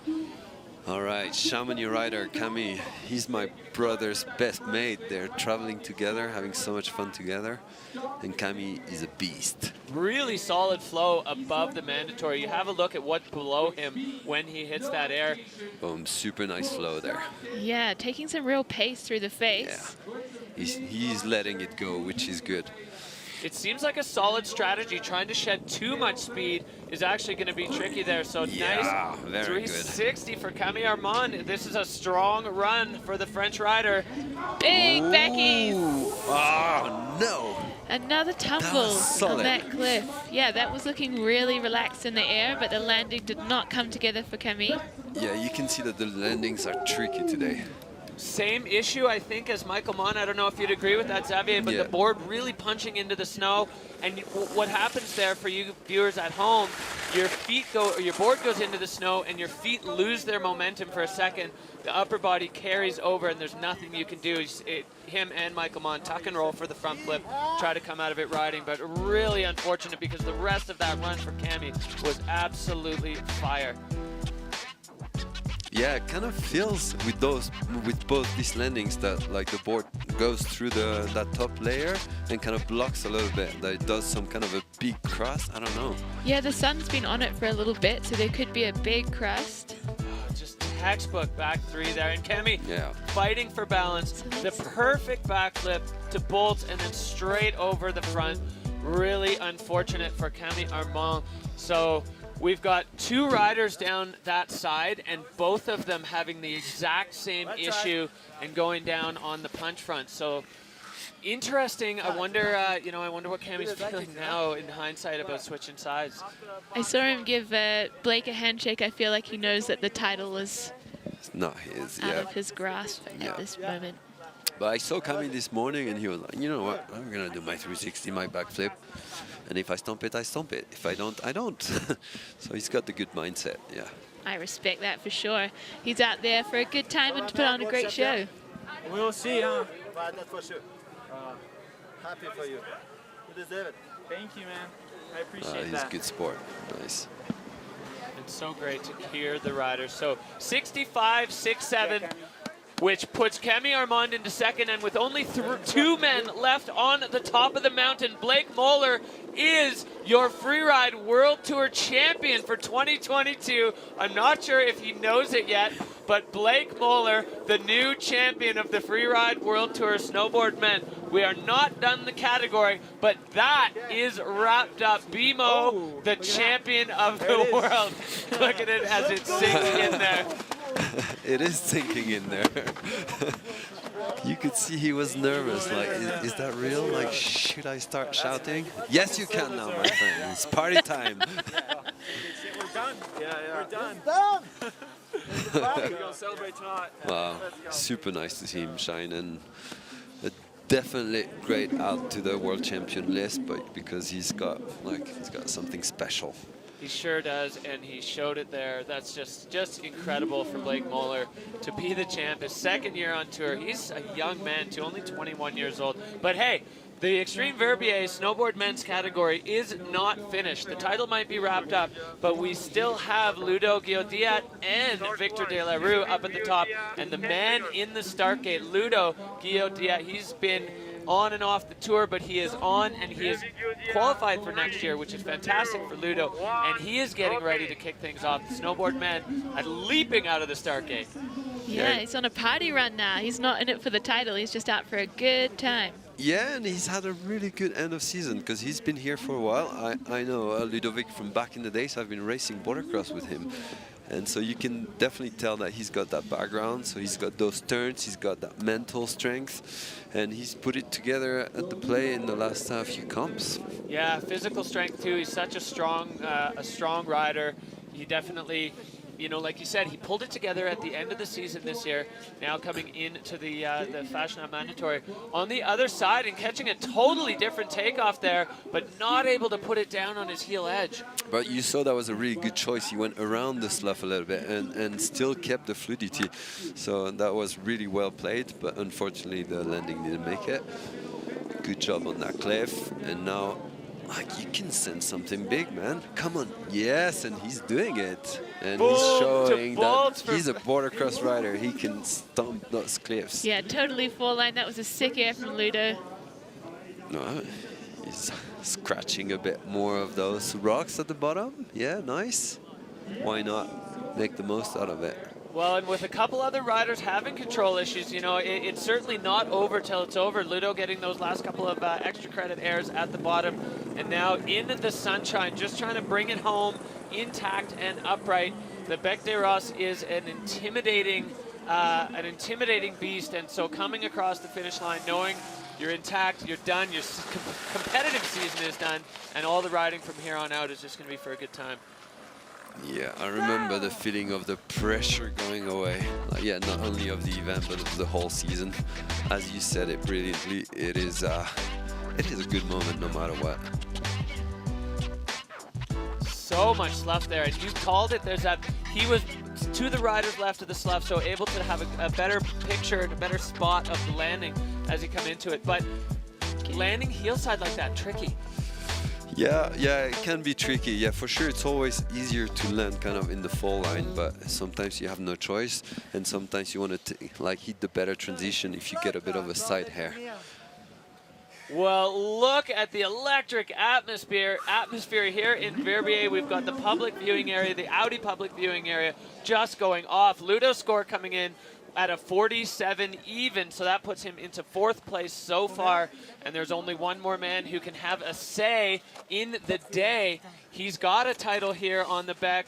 Blake Moeller does not. He's in the hot seat now. Blake's got the title wrapped up, but this is going to be still nervous moments for him to see whether he gets a win on the Bec des Roses. Yeah, because it's always nice to finish the season with a win on the Beck and the win on the Tour. The ultimate combo. Yeah.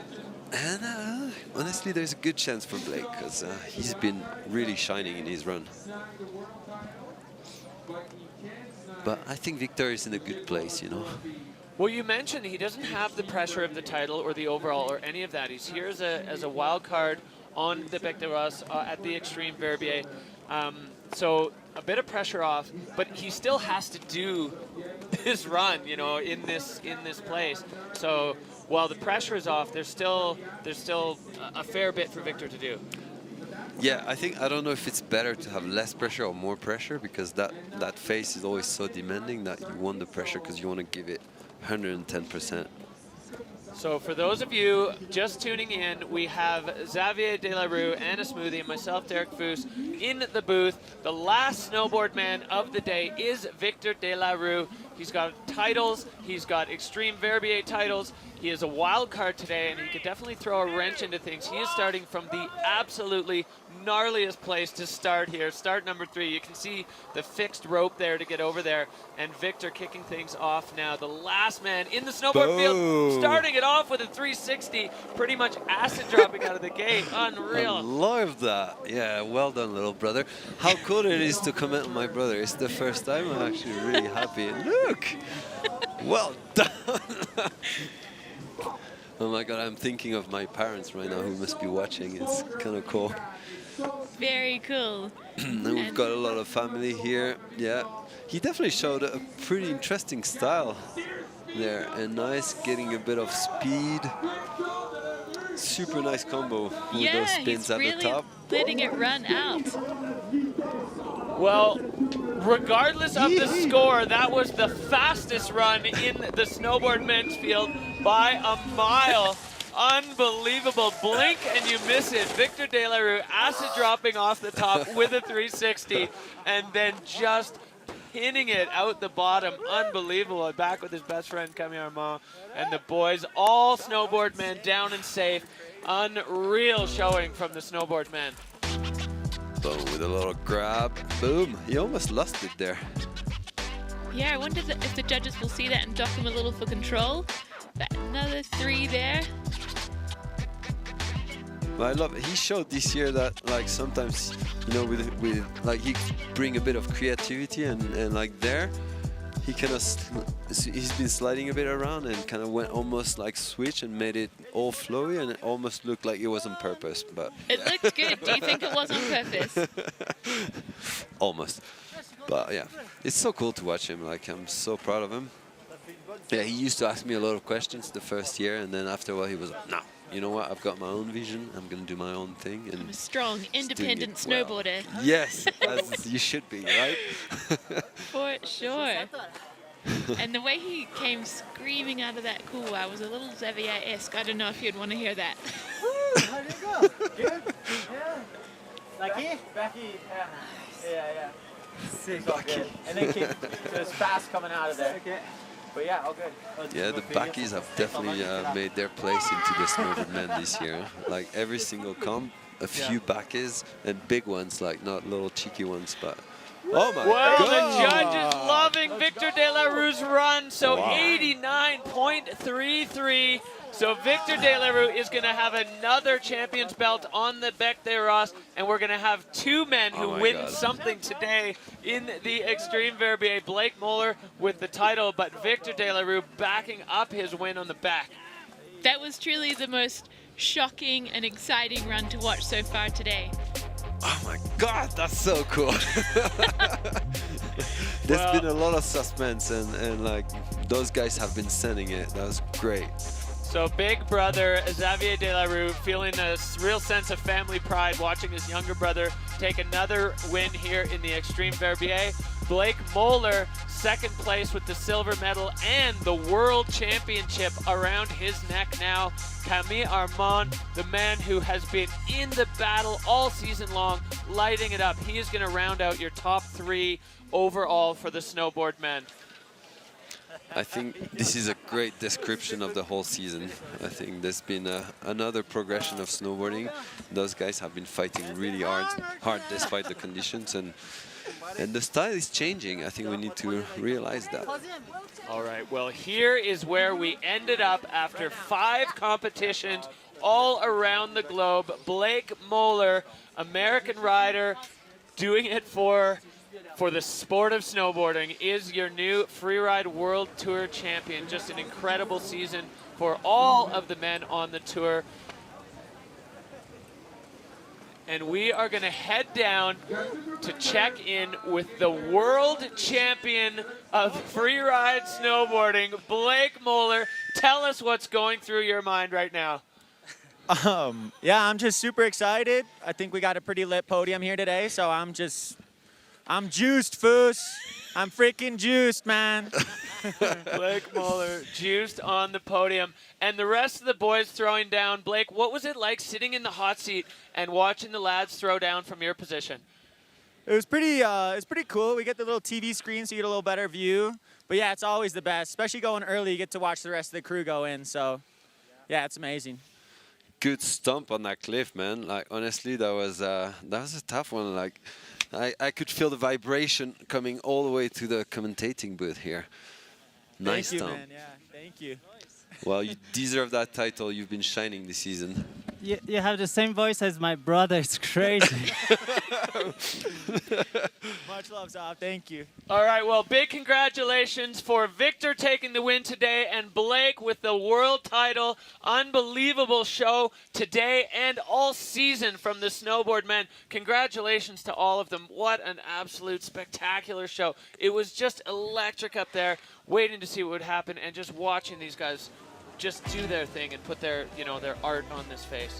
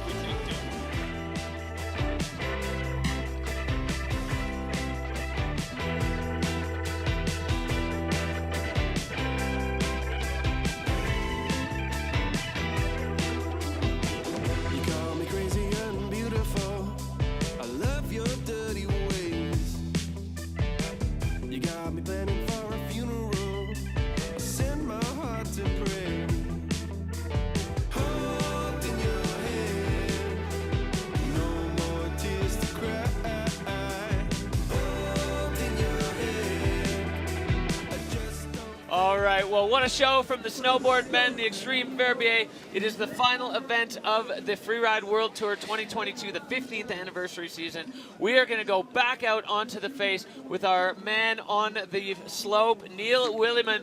Neil, what are things looking like from your perspective?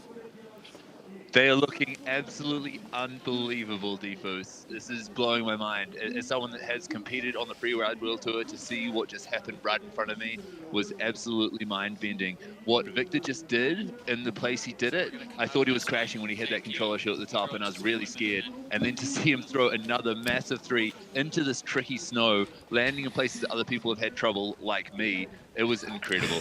I'm quite a lot further down now, and I'm next to the landing of Blake Muller's backflip. It's actually not that bad. I think the snow in the landing of his area was better than the landing in the snow where Camille crashed. And I think that Michael and Camille, they landed square on their board like they'd done on the drop before, and it didn't quite work because that's a little bit more east-facing. It's had a little bit more sun. It's hardened up again a little bit, not yet softened today. So I think that the snow, although sharkier and like a little bit punchy in some places, is definitely softer over on this side below start 2 and 3. Oh, all right. Well, a bit of wisdom from Neil in the field.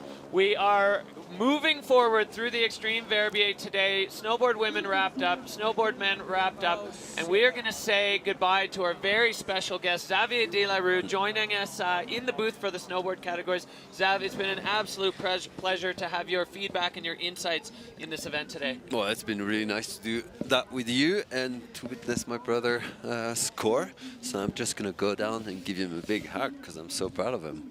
Awesome. That was rad. Thanks so much, Xav. Thank you, guys. All right, well, we are moving on to ski women, and before we see what happens today, we are going to dive into what got us to where we are previously on Ski Women.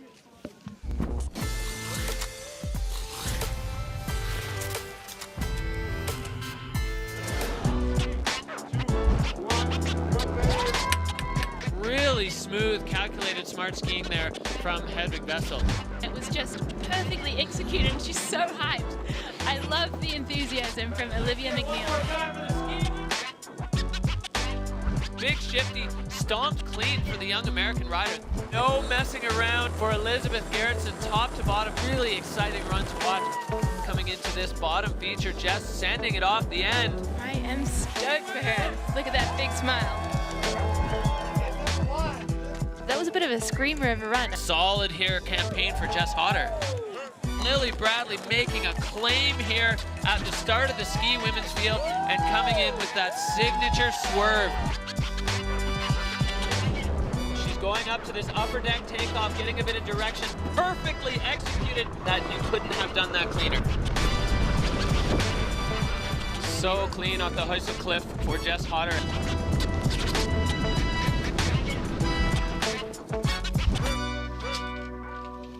Oh, the excitement is building at the Extreme Verbier. We are 2 categories in. We have 2 new world champions crowned, and we are not even halfway through our day. The ski women are at the top of the mountain getting ready to kick off their day, and the rankings are, they're not close, but there is still a lot to play for. Jess Hodder has had a magic season, sitting in the overall title lead right now. But, you know, Hedvig Vessel still can have a say in this, Anna. Yeah, it's a 2-horse race at this point, with Jess and Hedvig the only contenders for the overall title. But the other ski women are certainly going to have something to say about the win on the Bector Ross. Yeah, it's just a jewel in the crown of a freeride career to be a Bector Ross champion at the Extreme Verbier. Everybody wants it, and it's been the same woman for the last couple of years who's had it. Elizabeth Gerritsen, she's going to be dropping in 3rd today. If she can back up 2 wins with a hat trick, that will be, well, it'll be excellent.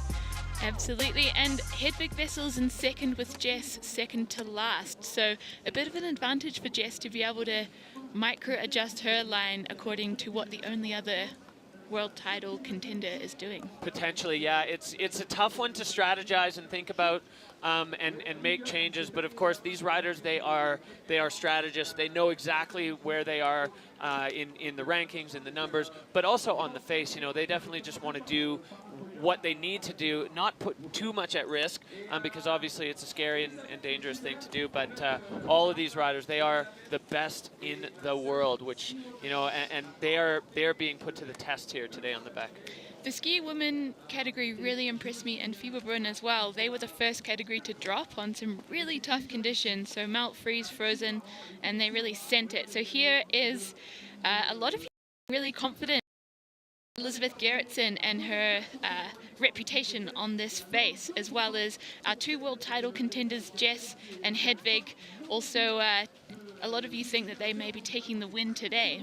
Yeah, and it's something that we saw a little bit in Fieberbrunn, and you guys feeling that you're going to see it again today. The veteran riders, the ones with a bit more Freeride World Tour experience, the ones with some more experience on these big faces, you guys looking at them to shine. We saw it in Fieberbrunn. Will we see it again on the Bec des Roses? Only time will tell, but very excited to watch this unfold as the ski women's category. This view of the start, giving you a sense of what the riders are seeing. Our first rider is in the gate. That is Sybille Blanjean. She is a local. She is from right here in Verbier. She told me she's been looking at this face with the idea of a competition run since she was 14 years old and, you know, first started dabbling in competitive freeride. And for her, a local athlete, to stand in this start gate, it's an absolute momentous moment for her. And she was really feeling it, the size, the feeling of the moment. And Sybille Blanjean, she's a rookie on tour, and she is the first one on course in ski women. Dropping in from start 1, I'm sure her family are all anxiously awaiting her run at the bottom. She is taking some pace over to the lookers left there, lining up her first air. Aggressive start for Sybille Blanjean. You can see snow conditions a little bit tricky, but she knows exactly what she's doing on this face. This is her first year on the tour, but she's been skiing like a veteran, getting the slough running over the Fasnacht mandatory, and now holding on as she needs to get control back. That was well done to let it run a little bit before trying to wash that speed, but probably got a little bit docked for fluidity there. She is not done yet. Another air. And into the sunshine here, Sybille Blanjean, Swiss rider, making her way down. So we saw a couple of athletes have a bit of trouble with this one, but Sybille making it look like child's play. That was perfect for Sybille Blanjean. And she is still not done as she comes down into this low step and solid on her feet. I think this is one of the best runs we've seen from Sybille all season. Clearly she's feeling at home in Verbier and ready to absolutely send it.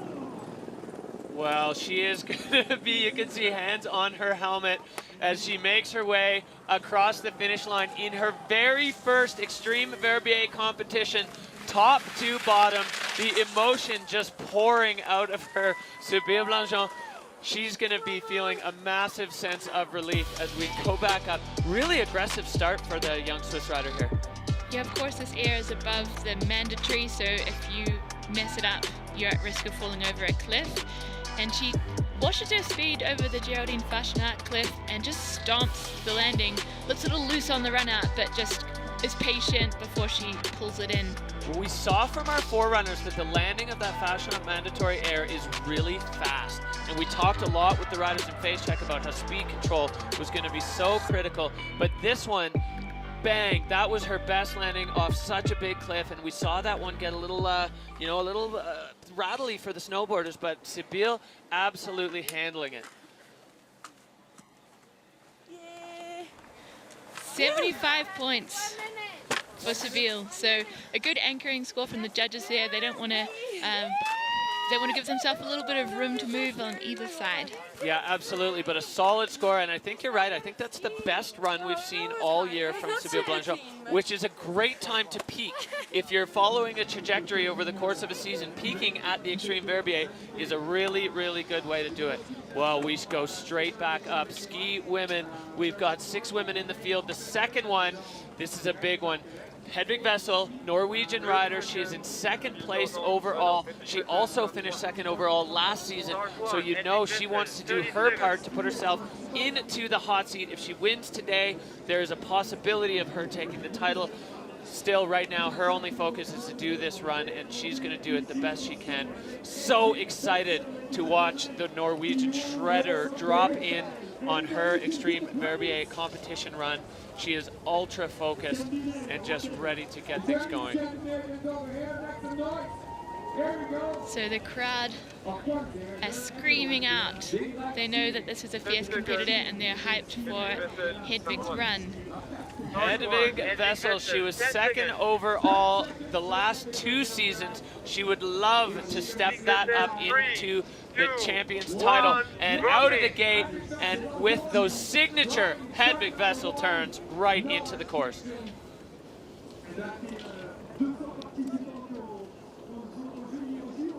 Heading over, lining up in air, taking it nicely, and looking pretty comfortable in this exposure as she comes down to the Geraldine Fashna mandatory air. Stomp, and looking a bit more solid than Sibylle as she runs it out, but still using that kind of truck stop there to wash some speed before she heads out to the looker's left. I feel like that move is going to be the move because it's so dished. Getting a little side hit there on that one, and Hedvig Vessel now into this lower section as she's going to point it off here. She goes big on that one. Huge stomp for Hedvig Vessel, one of the strongest riders on the tour. She pays so much attention to the physical preparation. Now in the lower section, Hedvig Vessel almost through the finish line. I won't say done the run until we see a rider go under the arch, given how tricky the conditions are in the lower section of this phase. But Hedvig Vessel done and dusted and into the finish. A really solid run from Hedvig.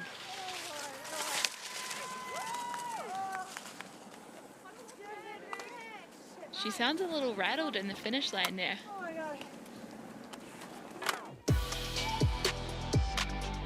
And checking out, that's her first air there. She looks really in control, racing her slough down to the mandatory.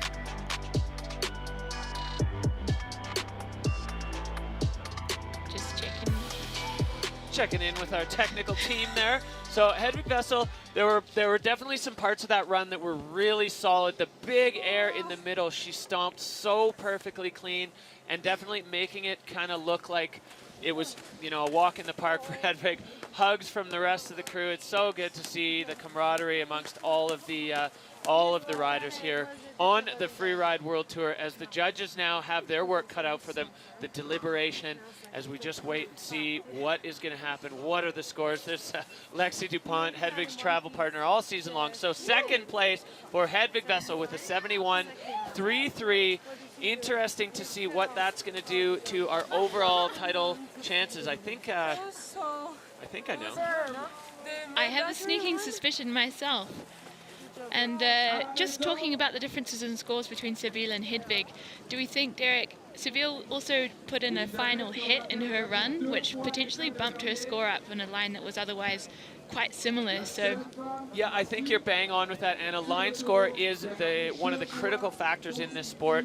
And if you have features that you can hit and you ski by them, the judges take note of that. And if you don't ski by them, as Sibylle sent them, you know, then the judges also take note of that. All right, well, there's no rest at the Extreme Verbier. The defending two-time Verbier champion and Verbier local, an absolute legendary shredder. This young woman, she's not really in the title race this year, but she wants to back up her 2 wins. Elizabeth Gerritsen, Swiss rider from Verbier, she is on course and lightning through that top section. She is coming in hot. One of my favorite skiers on the tour, bringing style, but also just looking so at home in this big mountain terrain. She looks like she's lining up a similar line to the first 2 competitors, but taking a lot more speed. She's needing to, yeah, she had to wash that pretty dramatically above that mandatory high air. Up on the wall there for Elizabeth. Now pointing it off the center and pinned. Is she going to just have to go right to the fall line? She is. She didn't go up on the wall like we saw Sibylle and Hedvig do.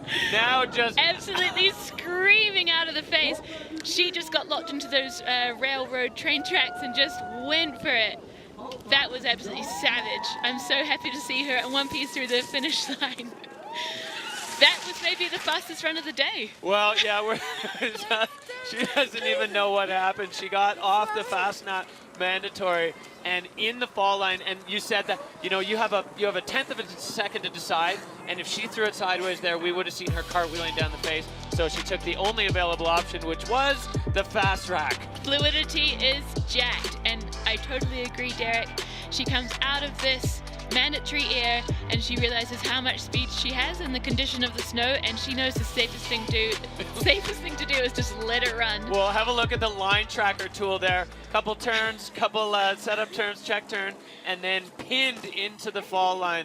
So that was an exciting way to finish the run for Elizabeth Gerritsen. 64, I think the judges are going to call that a loss of control, but she didn't go down, but she certainly wasn't able to direct herself anywhere other than straight down. I would assert that she looked very much in control. I just feel that that was a conscious decision on going too fast in these conditions to throw it sideways, and I think she just backed herself to run it straight to the finish. Yeah, control issue is a poor choice of words. She had one option there, and she took it, and it was the only way she could stay in control. She took it and ran with it, quite literally. All smiles at the finish for Elizabeth Gerritsen. So she's not going to be a 3-in-a-row champion, but she is still a 2-time champion on the at the Extreme Verbier. But we're going right back to the top. Lily Bradley, well, what a season for the rookie. Started out with a tough one, and then podium, and then a win. 4th place in the last event. Lily Bradley, she is first time on the back, just trying to get loose and get herself into the mindset. Only 19 years old, but skis like a veteran, and just dripping with style. Looking a little sketchy out of the gate there. That had my heart in my mouth, but she's got it all together. I'm sure she's gonna work her way down the face and get that confidence back. Yeah, just a weird little edge catch. Hopefully that doesn't rattle her too much. You never know the start of a run. Lily going high on this one, and a nice airplane turn. I really like the way she did that right back into the fall line, keeping the flow, keeping the fluidity, and the judges love that kind of skiing. And taking a lot of speed out of the Fashion mandatory, using our truck bay to wash some speed. Yeah, that really works well. And catching another little chip there, so adding a little element. Lily now coming in similar to what we saw from Hedvig and Sabile. Seems like this line was definitely catching the eye of the ski women this year at the Extreme Verbier. Oh, catching something in the landing there. Maybe a bit of crust, maybe a shark, but going down pretty hard. But she's standing. Yeah, the mountain god's delivering her ski straight into her hands. You can see her reach up and catch it. So similar issue to what we saw in the snowboard men in that same area for Lily Bradley, just punching through the snow. She'll be disappointed with We're going to head up onto the face to catch the backup from Neil in the field. So just looking at that from my perspective, I've moved over to somewhere that I can see all 3 of the start gates now. And that cliff that we saw a lot of traffic on, both from the women skiing and the guys snowboarding, it's a really technical landing because it's not that steep. The faster you go, the better it works. But if you land a little bit too far forward, like Lily did just then, which has worked on all the cliffs above that, then you punch a little bit into that crust that's a result of that sun warming and go over the front. I think you saw on Sabile's run, she was a little bit backseat on landing, which usually isn't what you want. It's a recipe for a backslap, but instead she managed to hold on because there was no chance her ski tips were going to dive and cause a front punch. So the fact that the snow is changing through the face and the way you have to land your cliffs on the way down changes hit to hit, it's really tough, and I'm so impressed with how fast they're doing it, and the side-on perspective of the speed is just absolutely crazy. I think we need an angle over here next time as well. Thank you, Neil. As we see, she was pretty centered on her ski, and it just sent her over the falls and into a little tomahawk there. Yeah, happy to see Lily Bradley straight back up and skiing down into the finish. She is okay. She's going to take a no score, which is what happens when your skis, or snowboard, I guess, for that matter, although I'd say it's pretty rare, come off on your run. So Lily Bradley wrapping things up. A great rookie season for the young rider out of the U.S., Tahoe City. So we are going back up to the top, and this woman looking to put her stamp on the Beck and find herself sitting on the top of the pyramid as Freeride World Tour champion, Jess Hodder. Yeah, I would be an absolute traitor if I wasn't all in it for Jess Hodder today. I'm so excited to see her ski.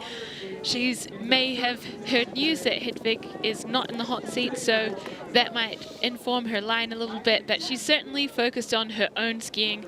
She's really intrinsically motivated to put down a sick run today, and I am sure she can. Well, it's fascinating with Jess Hodder because she is almost the only one I know who doesn't buy into the Jess Hodder hype. She has this humbleness to her where she's like, I can't believe I'm on the tour. I can't believe I'm with these people. I can't believe I'm leading. You know, she just doesn't buy into it the way the rest of us do. But Jess Hodder, if you watch this back on the replay, you are a champion in all our minds, and you are owning that golden bib. So Jessica Hodder in the beginning of her run and kicking things off. Start 1, starting to get a little chewed up at the beginning there. It's looking like tough work getting out of the start gate. As you say, it's getting a bit chopped up. And so that's a little rattling at the start of your run for sure. It looks like she's got a similar line planned, but maybe just taking it a little more conservatively because she knows she's got to stay on her feet. Yeah, just catching the kind of sag part of the chip of that upper air, getting it into the fall line here, and landing just with her skis a little bit sideways. And Jess tumbling down there, managing to self-arrest and on her feet. So glad to see Jess has stopped herself there. Just looks like that one was kind of off right from the takeoff for Jess Hodder. Yeah, I think I'm not sure if some slough was obscuring her vision or something like this, but she looked, like she didn't find her takeoff that she was looking for. I know that she's been really taking a beating this year. She's spattered in between the incredible wins and podiums that she's had. She's had some huge tumbles, so let's check out this takeoff. Let's just have a look. She just was a touch sideways there, and I think landing maybe a little too high. Let's check in with our field reporter, Neil Williman, for his take on that. So really a pity to see Jess go down. Could have been the first New Zealanders taking a win on the Bec de Ross, but I think one of the reasons was that, like you said, it's getting really queued up there. The snow is really nice to ski if you're the first person, but more so than proper soft power. If you in tracks, like you saw with Elizabeth getting caught up and having to point it, it doesn't really release your skis from those tracks. You get a bit more chatter, a bit more catch, and in this case, a crash. Really unfortunate to see, but I'm glad that Jess is okay. Yeah, so thanks for those insights, Neil. And yeah, she's an incredibly talented skier, usually reasonably well versed in difficult conditions, but today was not the day for Jess.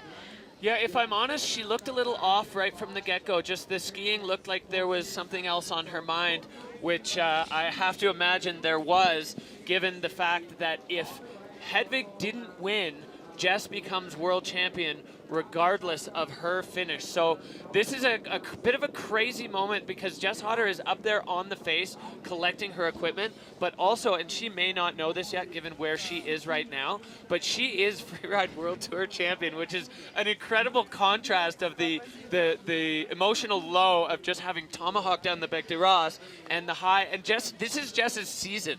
Tomahawk and win in the same day. Absolutely. Pedal to the middle, and Jess, I can't wait to see her face when she comes into the finish line. I'm sure her body will be feeling the effects of another big crash, but I hope her heart is full from a really successful season. All right, copy that. Just let me know when. So the ski dude and Jess are getting themselves down the face, I think rather gently, because those conditions seem to be deteriorating somewhat. Yeah, tricky conditions over there, and you know the start 1 versus start 2, start 2-3 zone. It was a hot debate during the face check from a lot of the riders, and there were a lot of really different takes on it, and a lot of them were contrasting with each other. The snow's better here, the snow's better there. You know, one of the hard things to really decide and even know is, sure, maybe at the start, for the first rider, the snow was better on one side or the other, but how is it going to develop and evolve throughout the competition?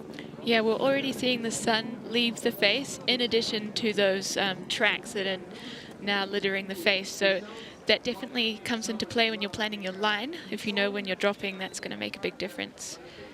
But Jess, I'm sure she's got a lot of mixed emotions here today, but if you listen back to this tomorrow, Jess, you are a champion for all of us, and I love your skiing. Yeah, so Jess Hodder is making her way through the finish. Definitely not the way she wanted that run to go. Hopefully physically she's all right, because she has taken a beating this year. So Jess Hodder coming into the finish area, even with the crash. Jess Hodder is the new Freeride World Tour champion. in the ski women's category. Tough way to earn it today, but FWT World Champion for 2022, New Zealand's Jessica Hodder. Oh, you're so good. I don't know yet. It's Olivia and Dude, I was skiing like dog shit. There we go, the imposter syndrome from Jess, but we know you've got what it takes. Jess, congratulations. I'm sure New Zealand is absolutely on fire right now. A few mixed emotions for you. How is the body feeling?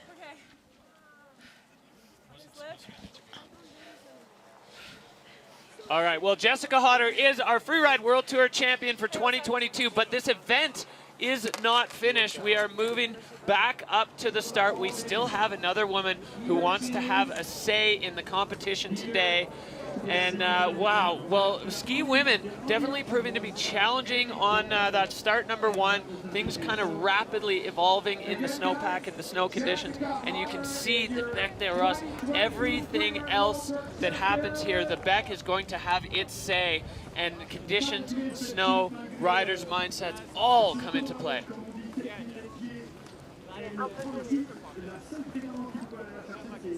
Well, right now, here is the rankings on the day. Sybille Blangeon, young local rider, 75.67. She was feeling some heavy nerves coming into the day, saying, you know, I've been thinking about this moment for years and years and years, almost overwhelmed by it, but managing to put down a really strong run. And pretty scary being the first one out of the gate, but Sybille really handling the pressure. Great to see the young Verbier local putting down a solid run on the Bec des Rosses. Well, and she's going to be on the podium. She's in the hot seat right now. So whatever happens with Olivia, Sybille Blangeon will be on the podium and for her first outing on the Bec, which is just an incredible achievement and accomplishment for a young rider, for a rookie to kind of have the fortitude to come out here and put down that run. Well, it's absolutely spectacular. But we are not done. Olivia McNeil, she came out of the start gate at the beginning of the year, storming with a win. Whistler Freeride Club alumni, and she's the only woman to take the other start. She's over in start 3, which is gnarly, and I feel like this is right up Liv's alley. It's gnarly, and I think it's a smart choice considering how the snow is changing in start 1. So I'm really excited to see what Olivia makes of start 3. Well, our only woman to drop out of start 3, Olivia McNeil, is on course for her very first outing at the Extreme Verbier and making short work of this big exposed steep face on the top of the Bec des Rosses. Yeah, laying down some turns, sliding up a little cliff there.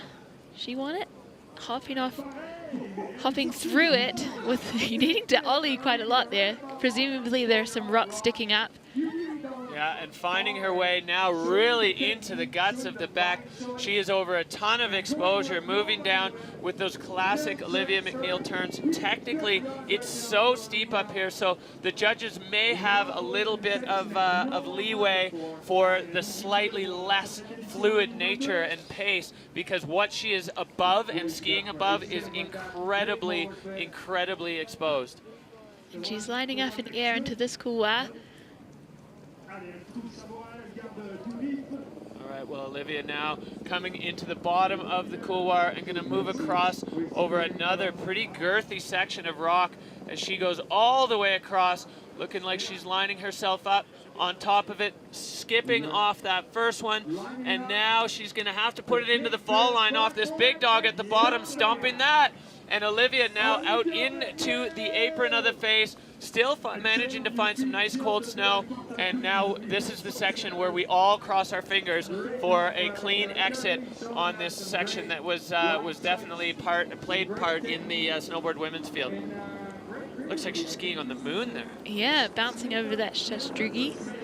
But that was a unique line that she put down for us. As you said, the fluidity might hurt a bit, but she really backed herself to move through probably the most exposure that we've seen so far from the field. Yeah, absolutely. I'm very curious to see what the judges are going to do with that, because Sybille skied fast and fluid.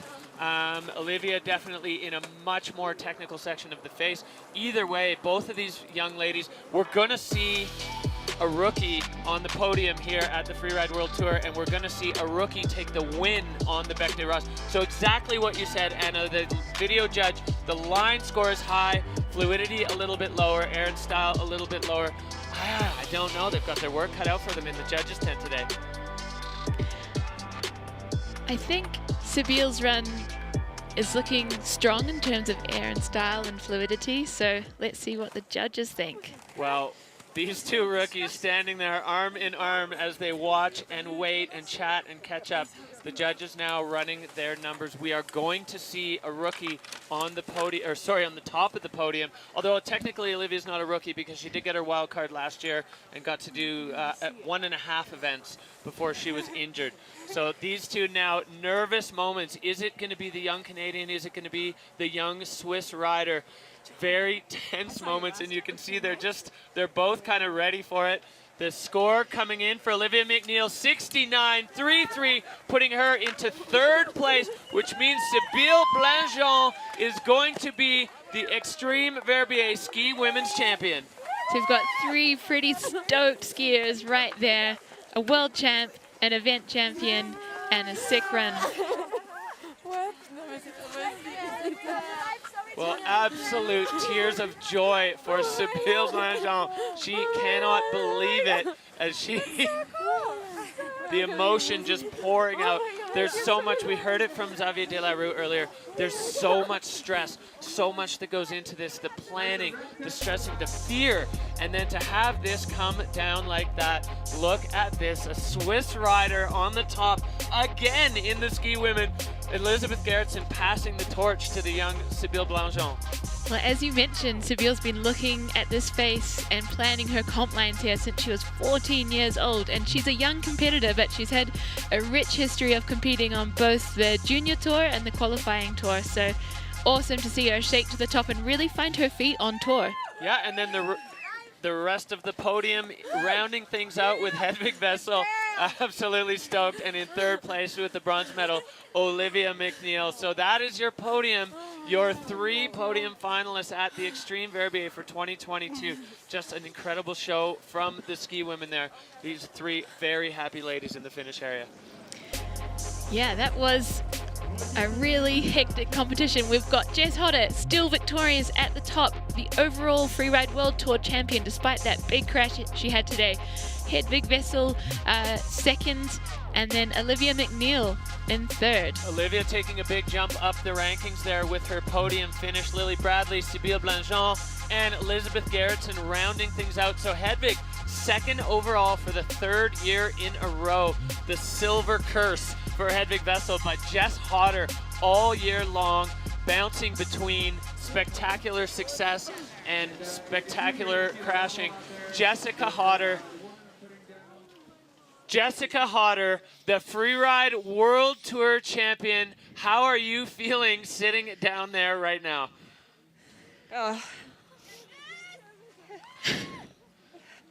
Don't really have any words, I guess. All right, well, maybe talk us through what happened on your run, because to us in the booth, it looked like it was a little off right from the get-go. Does that match what you were feeling? Oh, yeah, man. I was getting pretty hung up in that snow pretty much from the get-go, and couldn't make my turns kind of at the right time to line up stuff, sorry.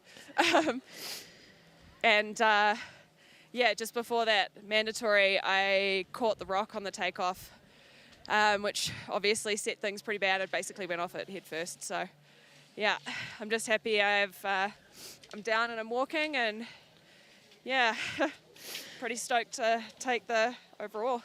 Yeah, Jess, mixed emotions today. We really had our hearts in our mouths watching you pitch off the Geraldine mandatory air. So happy to see you on your feet, and I know that all of New Zealand is going to be absolutely going bananas right now. Congratulations, that was amazing. Thanks so much. Hi Mum, hi Dad, hey Cam, Dot, love you guys.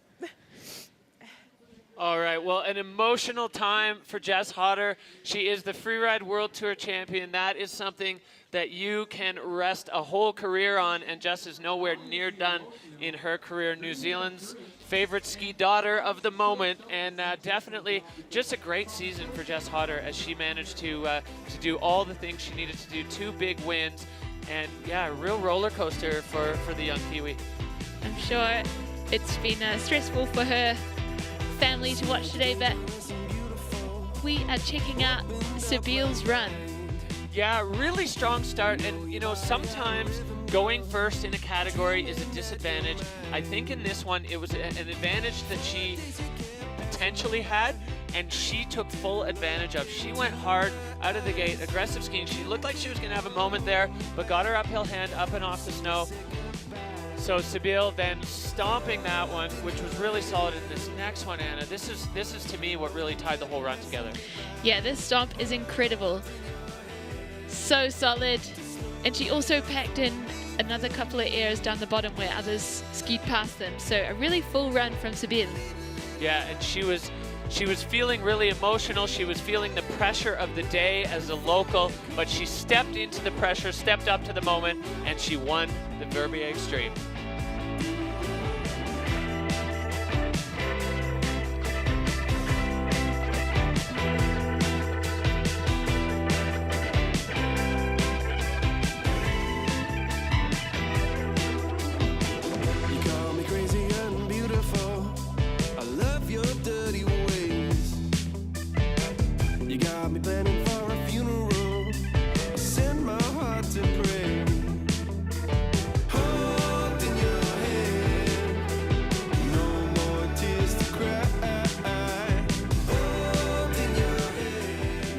The Extreme Verbier 2022 is living up to its reputation. An absolutely banging show from the ski women, the snowboard men, and the snowboard women to kick things off. Spectacular so far. Anna, what a show.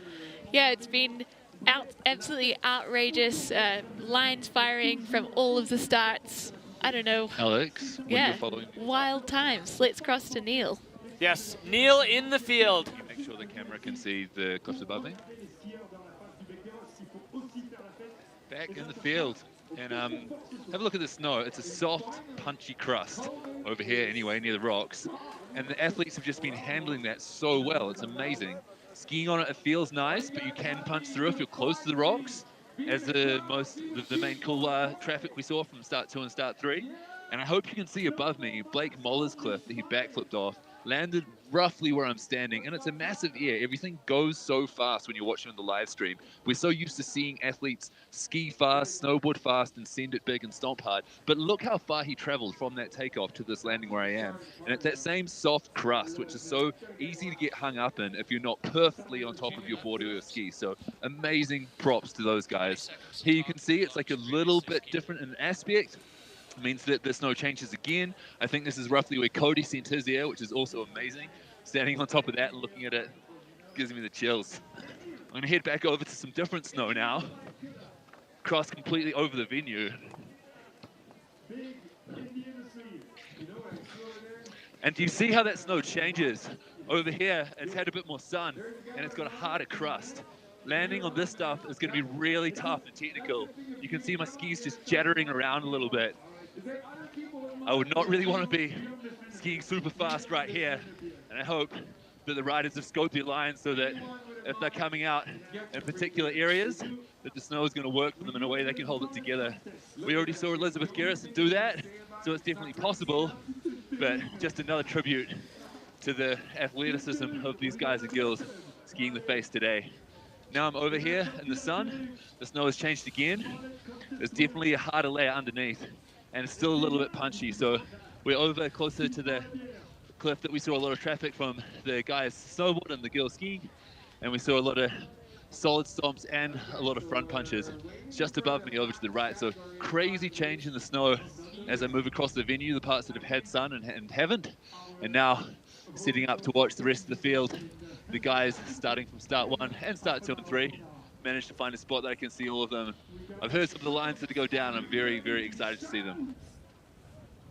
Nice, great insights from Neil. It was so impressive to see the scale of that meatball cliff that Blake flipped, and just how deep he went into that couloir. Yeah, that was a huge move and really good to be on the face with Neil Williman, getting into the nitty-gritty of the Bec des Roses. You know, it's one thing to see it from that pulled back angle from the long camera, but to see it and see all the different ways the snow changes throughout the face, from the top to the middle to the bottom. There's a lot of different snow conditions that the riders have to manage and handle. And as Neil said, hopefully they've done their homework and they recognize. So ski men coming right up. We are going to take a look at what brought us here previously on Ski Men.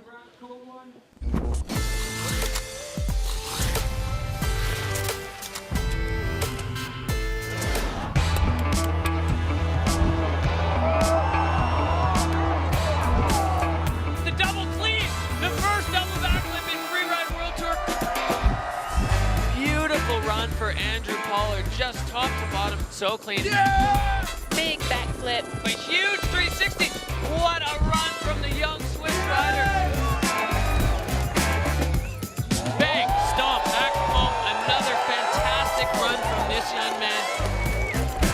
Oh, that run had everything. That was absolutely full, pure freestyle. Flying there with the save of the century, Christopher Turdell laying out the backflip there, stomping it. Incredible run there for our French rider out of Chamonix. Backflip here and perfectly clean. That is a pretty quick run. That was a great run for Carl. Yeah.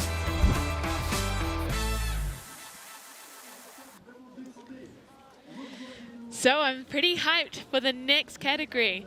Maxime Chablot, our current leader, he's been plotting out his line and trying to see how he can clinch the title. Talk us through the rankings. Well, Maxime Chablot sitting on 26,560, but Carl Ragnar Eriksson has been chipping away at it all season long, and he is well within striking distance of the overall, as is Christopher Turdell. You know, a lot of things have to happen in order for those guys to stand on the top of the podium, but I would give them a bit of a nod in terms of advantage on this face. Maxime Chablot, we'll see. He's a rookie on the tour. He's been really shining on the faces that have had a bit of a more playful vibe. I would never describe the Bec des Roses as a playful venue. No, as Zav said, it is a hostile environment out here, and I wonder if those veterans like Carl and Turdell will give him a run for his money out here. They've skied this face before, they've been competitors here, and they know it well. So it'll be interesting to see how this plays out. Yeah, so the young rookie has been wearing the golden bib for a while now, and we had a chance to catch up with him and see how heavy that's sitting on his shoulders.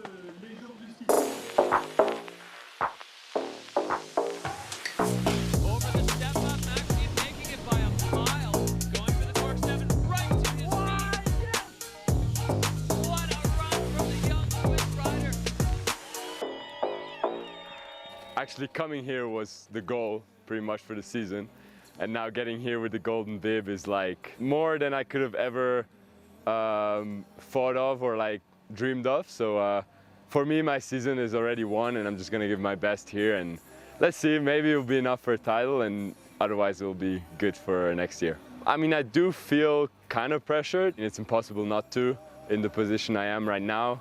It does kind of look like I have everything to lose, but in my head I just have everything to win. What will be your feeling at the start? I'm gonna be terrified. I see myself as a bit more freestyle rider. I'm not gonna lie, I'm also scared of like hitting like some stuff those guys jump here in the Bec des Roses and in Fieberbrunn. I'm like, there's no way I want to do this. Like it's really big, it's really scary, but for the last comp I think I'm still gonna choose a bit of a more techie line with maybe one bigger drop, but I'm still gonna go for something that I know I'm gonna be able to put down. So Maxime dropping in 4th position today, and he's looking at possibilities, not barriers. I like his style. Kicking things off is a man who has won world titles here, Leo Slemmet out of Chamonix. This is really his kind of venue. He's comfortable in those big mountain venues. And a couple of Americans who I spoke to yesterday, they're definitely, you know, they're nervous about the face, but they've got some good plans to throw down. And then those Swedes who have competed here on numerous occasions, the mayor of Stomptown, Rainer Backered, Carl and Christopher Tudel. I'm really excited to see their runs. Yeah, there's just so many options on the face. Abel Moga will be the last man to drop into a run on the Freeride World Tour in 2022. He was kind of excited about that, to feel like he was going to be the man to close the book, to close the chapter on this season. So the Peak Performance Fun Bet fan favorites, you guys are loving Christopher Tudel. This means this percentage of you voted to see one of these riders on the podium. Christopher Tudel, hard to bet against him. He's won here on the Bec de Ross. He's got 2 Freeride World Tour titles. He is a hard man to bet against. Maxime Chablot and Carl rounding out those top 3. So really looking exciting for the ski men. And I'm pretty impressed and very, very looking forward to seeing the first man out of the gate be Leo Slemmet, because he has made no secret the Bec de Ross is what drives him on the Freeride World Tour. The Bec de Ross is his unicorn. He's been searching for it all these years. He wants to win here, and I think that's why he's still hanging out with us, actually. Yeah, I think so too. So finish line firing down there. The athletes that are done, that are complete, everybody just so happy. You know, and there's a lot of relief. We heard it from Xavier Delarue. The pressure just immediately slides off your body, and your whole psyche just goes into relax mode, and you can just kind of let your shoulders down a little bit and ungrit your teeth as you've done what you came here to do. And this mountain providing once again the pinnacle of the freeride sport. It's just been so incredible to watch the athletes. When we got into town and we saw the low tide conditions, there was some concern. You know, there were a lot of people who were not sure if it was even going to be able to run, but the Bec provides. Yeah, we've got 3 epic starts. Leo is standing there in start 3, and we've discussed this a little bit before. It gives access to some of the biggest features of the face, but whether or not they are on is yet to be seen. So I'm really on the edge of my seat to see what those skiers from start 3 do. All right, well, the Chamonix from France, Leo Slemmet. He has been a fixture on the tour, but he is still a young man. It's kind of crazy that he's only 28. It feels like he's been here for forever. Leo Slemmet, first man on the course. Dropping in with some pretty aggressive speed there, heading over to the looker's right. We haven't seen many. Big 3 on... Oh, and going almost to 450 there for Leo Slemmet. Over rotation, he's arrested himself before the next rocks, which is good. Well, that was a extremely aggressive start. Leo Slemmet going out of the gate with his pedal to the floor, absolutely pinned. So unable to stick that. Looked like for a second I thought he was going to trying to do a 540, but I think it was just a slightly over rotation on the, or a slight over rotation on the 3. As you can see from that angle from the helicopter, just how precarious position it is for Leo. We're going to check in with Neil in the field. Neil, on the course, tell us what that looked like from your perspective. That looked absolutely insane. I don't know why, but watching from closer has just given me such a new perspective on this. Obviously, we've all watched from the other side of the valley, we've all watched with binoculars, and somehow it just never seems like things are going wrong, or if things do go wrong, no one's going to get hurt. Watching up this close, that was huge. I think other people have built it when it was smaller because there was more snow. Maybe even Leo. I think Leo might have tricked that before himself. But this year it's a lot bigger, hard to adjust your mindset to spin more slowly on the same feet hit before and stomped. And then I was worried he's going to tomahawk over those next cliffs because they do look friendly. I'm so happy to see that he stopped. Seems like he's going to be able to get his skis by himself. As well, but just the fact that he can take a hit there and then have the presence of mind to stop himself is incredible. Really happy to see him coming to a stop there. As we pan out, you might see the serious exposure that Leo is over, so that was a close one. Yeah, Leo Slemmet definitely throwing down the gauntlet there, showing that he wants it more and more and more. And we've got the ski ninja, the ski runners coming in to grab the equipment and get all of Leo's stuff back down to him. The preparation on this face, the crew that goes into it, we've got the ski runners, we've got the doctors, we've got the patrollers, we've got guides, all strategically placed both at the top and along the face so that they can get to the athletes quickly in the event that they lose a ski or need medical attention. So definitely the plan laid out with the safety of the athletes and their well-being in mind. But Leo Slemmet really kicking things off in a wild way there. Yeah, that was him planning and attempting to execute a winning line. The only good outcome of that I see is that he will be dissatisfied with today's performance and he will come back to ski with us in FWT 2023. Yeah, a hungry Leo Slemmet is a dangerous thing for all other competitors in the Freeride World Tour ski men's division. So Leo looks like he's got both his skis back now, just or one of his skis at least, trying to find a spot where he can put it on. Just you can see even by the way that while his foot is dug into the snow, his knee is touching. That gives you a really good indication of how steep it is, where those guys are. And have a look at how Verbier has turned up for the Extreme and the final of the Freeride World Tour in 2022. The Audi public viewing area is going off. We've got thousands of people out here, thousands of people watching at home. The finale of the Freeride World Tour 2022, just delivering the goods over and over and over.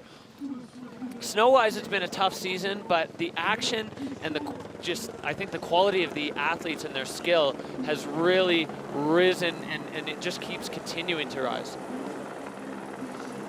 I have so much respect for the riders who have been competing under duress this year with low tide in most of the venues that we've come to and some really challenging conditions. So a massive shout out to all of the riders who have planned and executed some epic runs despite the tricky conditions.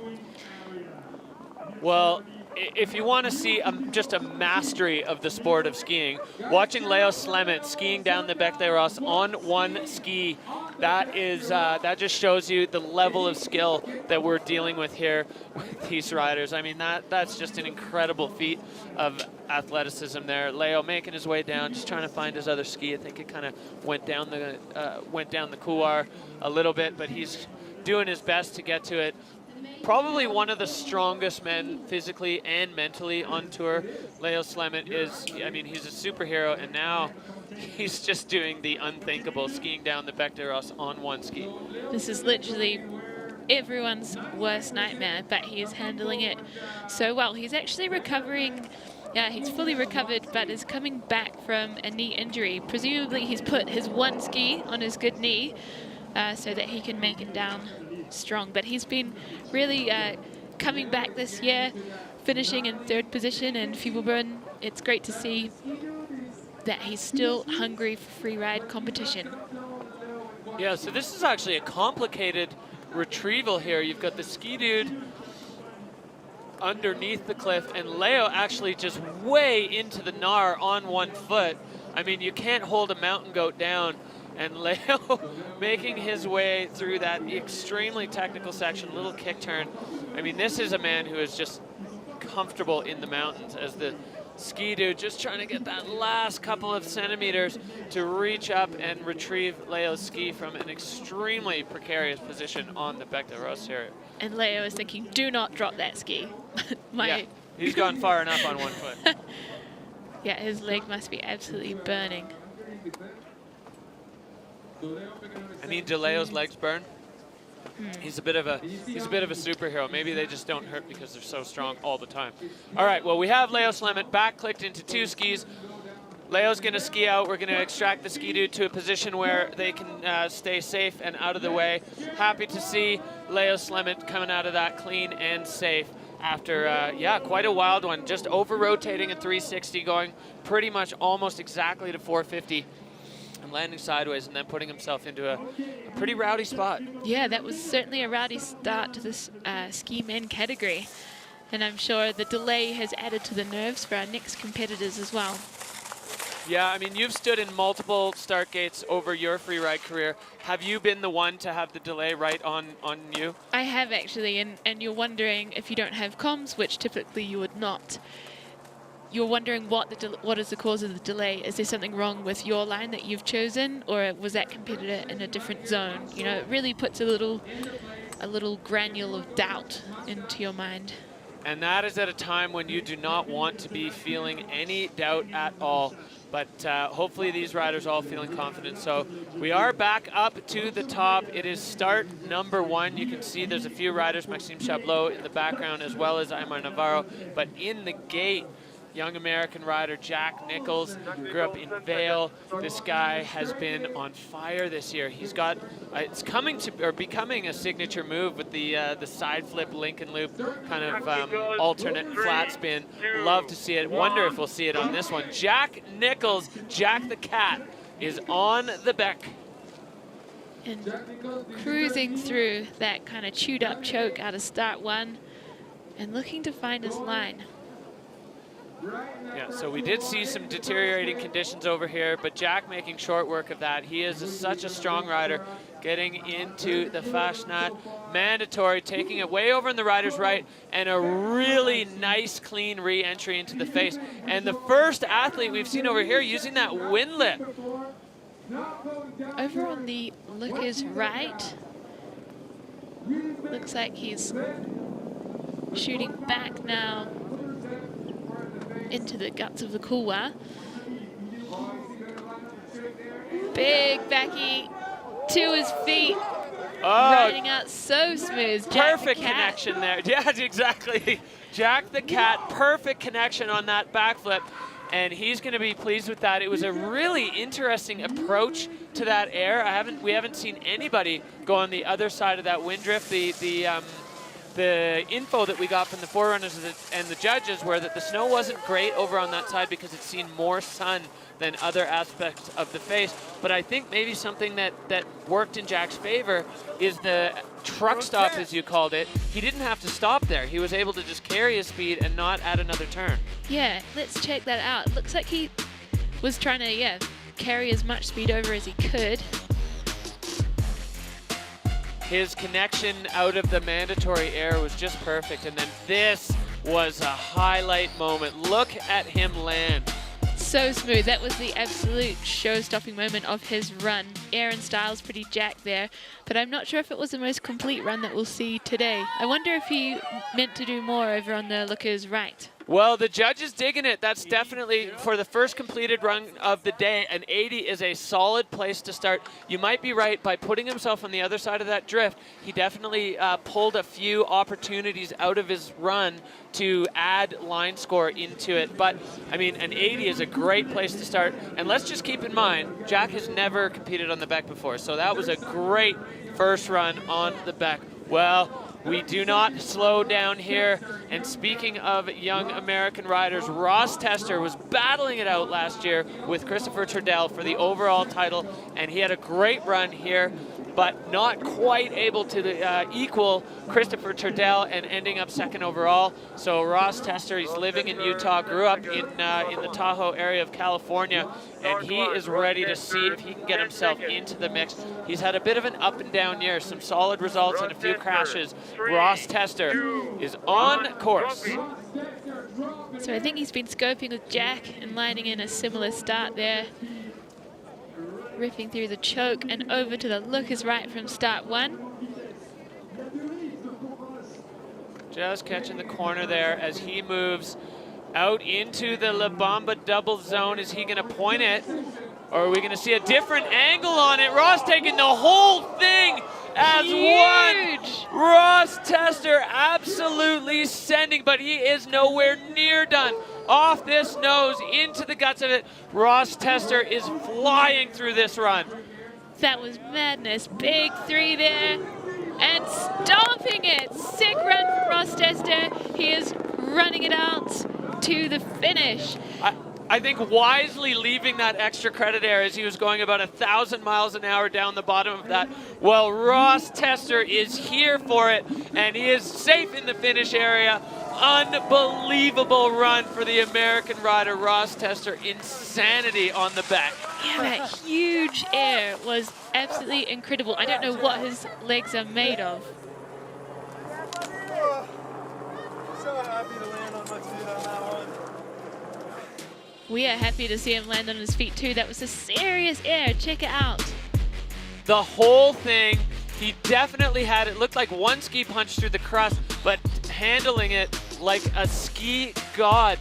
And then straight over into this early takeoff, 360, bolts on the landing, line, fluidity control, air and style, technique, all of it. I mean, the classic tester turns at the top, and then the rest of it just lightning in a bottle there for Ross Tester. That was an incredible run.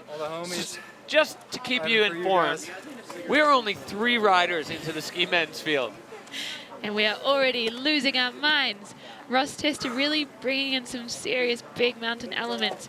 He might have been perceived as more of a freestyle-oriented rider, so it's really cool to see him step it up. A 92 for Ross Tester, so that has set the bar extremely high. The judges absolutely loving what they see there. Ross Tester, we've talked about it before, but he is the evolutionary hybrid of freeride. He will get into the gnar, he will go huge, but then he'll also find those places to throw the stylish tricks. And now we just saw the ultimate combination here at the Extreme Verbier. Ross Tester going to his absolute limit there, and maybe the limit of the face. I can't imagine what more we're going to see, but that was an incredible, incredible run for Boss Ross. Well, we get a good look at the face here, at the just incredibly rugged nature of it as we head back to the man in the golden bib. He is a rookie, he is Swiss, so the locals are going to be losing their mind as we've already had a Swiss rider take a win today on the Bec des Roses. Can another skier do it and secure a tour title? Maxime Chablot, he's been busy in between events. He's off to kite surfing World Cups, but now it is 100% about skiing for Maxime Chablot as he gets ready to kick out of the gate and try to put his stamp on the Bec des Roses for his first time in his career. Yeah, all eyes are on Chablot. This is his title to win. And moving across to the lookers left from start 1. Taking a bigger chunk off this one. Looking really smooth as he comes into the mandatory zone. And taking it from the upper deck there, a little bit of a wheelie, but still solid, and really, really quick feet to get that turn off before he got pushed up over the wind drift. So Maxime Chablot, 360 now, clean landing, and barely leaving the fall lane. He gets control again with a massive backflip for Max. Oh, he holds it! Recovery. Wow, what an absolute screamer from Maxime Chablot. Hold on through the finish, Maxime. Anna and I in the booth just holding our breath as he finally comes through that chunky snow at the bottom, and a 360 in the finish area. The emotions just pouring out of the young Swiss rider wearing the golden bib. If Maxime Chablot finishes first or second in this event, nobody else has a chance. He has certainly given himself a good shot at one of those spots. Yeah, I mean, small control issue there, but what he's managed to pack in terms of air and style and speed is really phenomenal. Yeah, and you can see the video judge agreeing with you completely there, laying out the backflip miles past the next bomb hole, and you can see one leg kick up. Didn't go down though, not even really a backslap, just a kick out as those other bomb holes and that funky snow there in that section. Definitely hard to manage it, but Maxime doing everything he can. I got a little pop. Merci tout le monde d'être venu.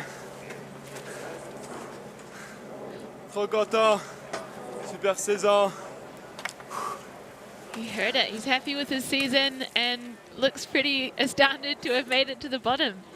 Yeah, Maxime Chablot, you know, that it's gone back and forth with him in the comments online and stuff, a lot of freestyle.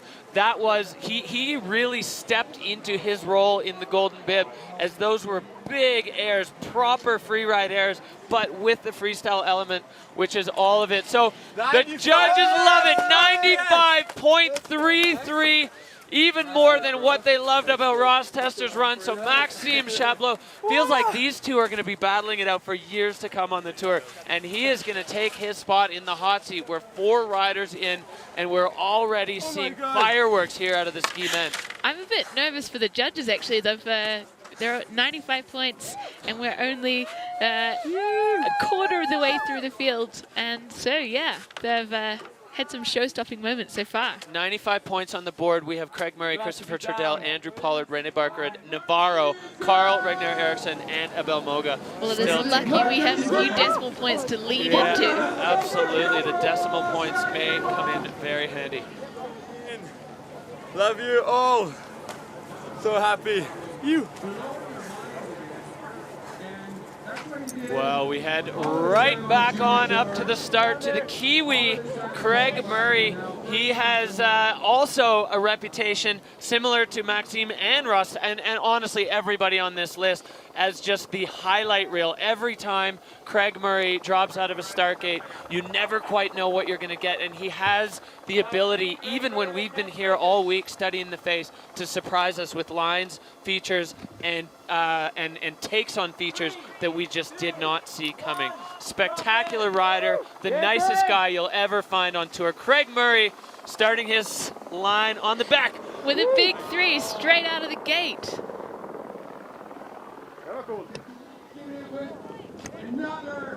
Catching the side there, and now Craig Murray, he's got some real estate to work with as he heads way over across, getting himself into another mandatory cliff zone, clicking in, and now he has absolutely pinned the exposure here. Craig Murray sending a gigantic flat spin and not able to hold on to it.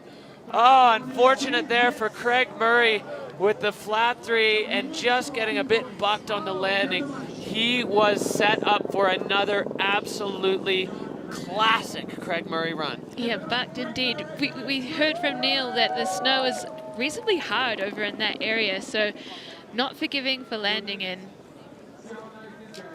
Craig stopping in for a bit of a yarn with Neil Williman. We're going to check in with Neil on the face. He's got Craig Murray on site right now.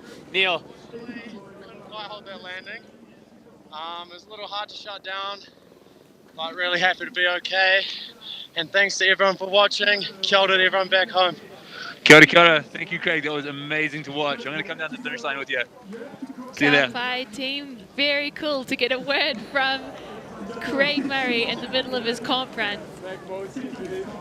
Wow, well, Craig Murray definitely putting himself in the mix before things went awry, but as he said, he's just happy to be okay, and anytime you go through that finish arch in Verbier, being okay is probably the most relieving thing, and then everything else that happened in the competition beyond that. So, real glad to see Craig come into the finish line, and you can see he's all smiles, which is going to make us happy. We'll have a quick look here. It's such a quick start, Anna. Yeah, that 360 straight out of the gate, just hopped into it. And a big back slap there, and just, yeah, skis getting up above him. It was hard to hold that one together, but he sounds happy enough, and he's made it down in one piece. Yeah, pretty chipper for a guy who just did what he did, but definitely, as you said, the snow pretty hard down there, and with the rotation that comes out of a flat 3 like that, you basically have to kill the rotation before you land, or you're going to bend your ski and put yourself onto your back. Oh, what a catch there for Craig Murray. So unfortunate for him competition-wise, but very happy to see him kicking it off and being healthy, happy in the finish as we see the start to just an incredible place for the riders to be. It's so exposed up there here on the Bec des Roses, and you can see the traverse that they have to take if they want to go over to start 3. Full Billy Goat territory as we zoom in on start 3. This is your reigning freeride World Tour champion. It is still mathematically possible for him to take the title again this year, but it's going to be tough for Maxime to be out of the top 3 with a 95 already done. So Christopher Turdell has his work cut out for him, but if any man is capable of that job, it is Turdell. He won on this face last year. He certainly knows how to win on the Freeride World Tour, and he is ready to go. The peak performance rider out of Sweden, just bouncing around, trying to find his zone and find that switch to flip. I think he's just about to flip it as he airs into the face with some serious pace. So Christopher Turdell coming right into the heart, catching the nose of that one, and now on a similar trajectory as we saw Craig going on this traverse, as there is a ton of options. Way up high here, a 360 in possibly the most exposed place ever. That was unbelievable there for Christopher Turdell. Lining up another one with a big backy, brings it round to his feet, but comes a little unstuck there. Oh. Funky snow, I think. I think it's a snow snake there. The 360 and then laced the backflip. Turdell getting over the slough cone there and connecting with that one so perfectly. He was on track for it. Not really quite sure what took him down there. Christopher Turdell, that's uncharacteristic to go down on a snow stake for the ultimate balance master. Yeah, definitely not typical of Christopher, so he must have caught something in there, and I don't think that's going to be challenging Maxime Chablot's position in the hot seat at this point.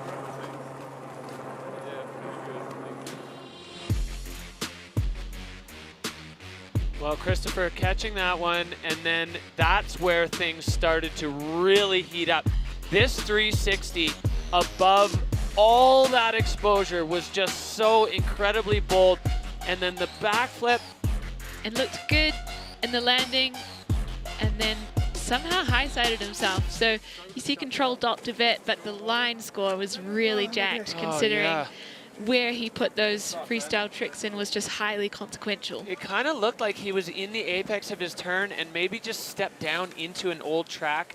Hard to tell, but as you know, as we said, like the top to bottom complete run is what you need. And that's really unfortunate for Turdell because it was going very well. So that's two big contenders, Craig Murray and Christopher Turdell, going down in odd ways, I guess, on the Bec de Ross. So 66.67 for Christopher Turdell. That's a really high score for a crash run. Absolutely. Speaking to what he's packed into it. So Maxime Chablot starting to get a little bit comfortable in the hot seat, but of course with the ski men's field in this event, you can never get too comfortable. We go back over to start one for the man who's kind of taken it as his role to keep style in skiing. Alta Utah's own Andrew Pollard. He is in the start and ready to kick things off. Andrew Pollard on course on the Bec de Ross. Dropping in from start one, looking silky smooth through that choppy snow. Making a high move here. So risky as always on taking that move above the Fastnet. And then the upper deck takeoff, we saw that one go before. That was perfectly executed by A-Paul. Yeah, looking really strong, moving fluidly through the face, linking a lot of features of the big three, cross court and landing amazingly. Yeah, this is just absolute textbook A-Paul, getting the high safety there, pinned out the bottom. It's so smooth. Everything Andrew Pollard does, he just makes it look smooth. This lower section, cross court is a bit of a hip, got a little bit thrown on the takeoff there and put him on an odd angle on the landing. But Andrew Pollard definitely just trying to make it fun. He says he wants it to be fun. If it feels fun, then it'll look fun. The judges will like it. And I feel like he really lived up to his own set of ideals there. Yeah, mission accomplished for Andrew Pollard. I'm sure his sister Jacqueline will be cheering for him at home. So really like the way Andrew took that one. Yeah, really unique take on the mandatory. And taking that 360 cross court and running it out, just looking like one of the smoothest skiers on the face so far. Well, he is Dr. Smooth. This one too, I mean, it's almost the no pop. He was able to just pull his feet up, but not in a way that put him out of balance. Line fluidity, control, air and style, all of it just maxing out. So Andrew Pollard just loving that, blending into the backdrop there. You can only just looks like he's a floating head. Great fashion from Andrew Pollard.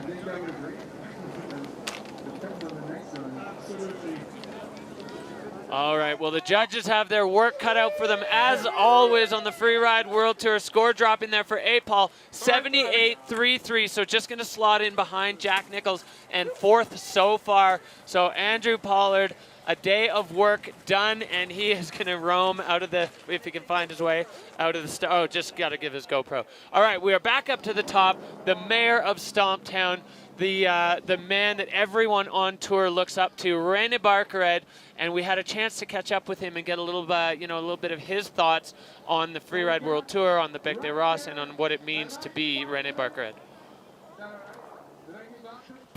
My story started in 2009, or actually earlier. I saw a video clip of Kai Zackersson ride it back in the day, and I was like, ooh, I better not start freeriding. Maybe I have to do that thing one day. The feeling to be here is great. I mean, this is the highlight of every season, and the atmosphere is awesome. The weather is great, and that's the best mountain you can ride in a freeride competition. I have 5 lines in mind, and I'll just have to pick one eventually. So I have a pretty good idea. I love that. I have a lot of lines. I just have to pick one. He's kind of got that that reputation of just knowing all the different places you can go and then deciding which one it's going to be, or even piecing bits of them together.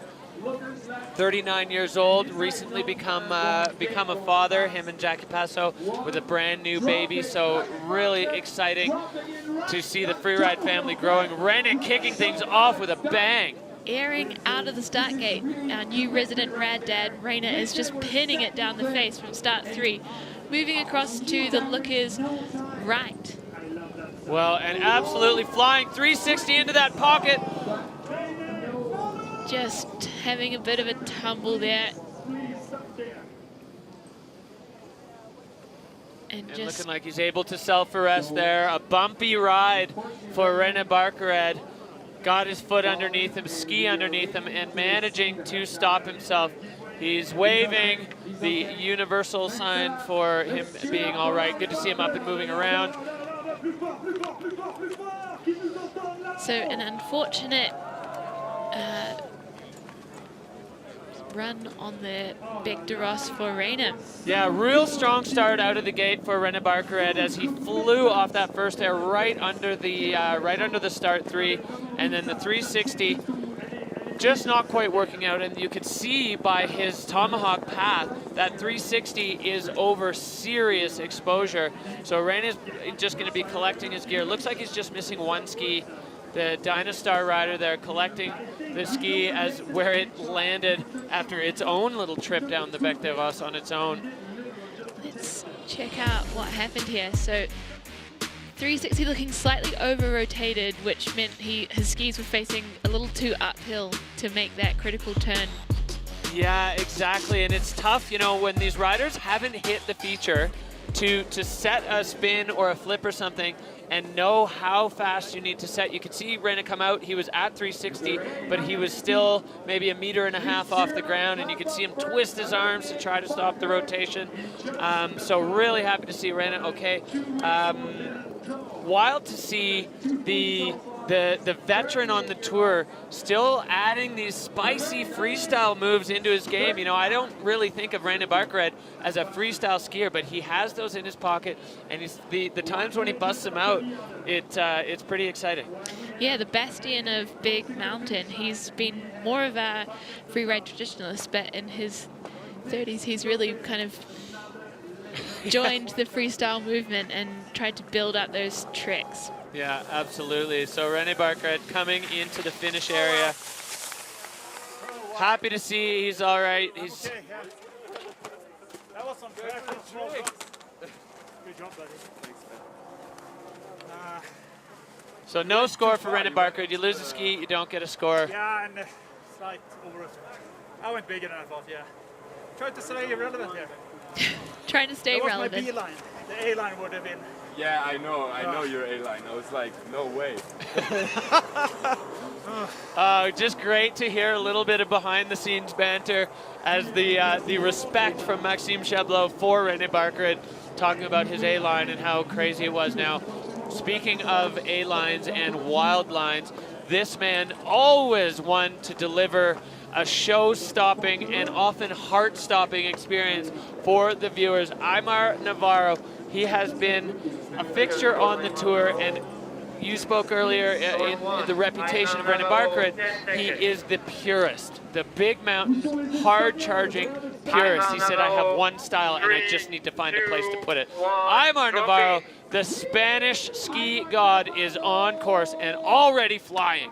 Yeah, I'm on the edge of my seat. It's hard to find those hard-charging big mountain lines in these conditions. So let's see where Aimar takes us. He is heading over towards a unique, maybe Jeremy Height-style entrance.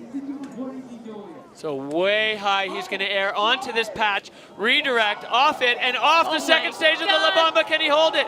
No, Aimar Navarro, getting pitched against the rock wall at the bottom. Yeah. That was. And just trying to bring himself to a stop here. Still rolling. That was a heavy, heavy slam for Navarro as he is. We'll be waiting for the team to get to him and support. See what he needs.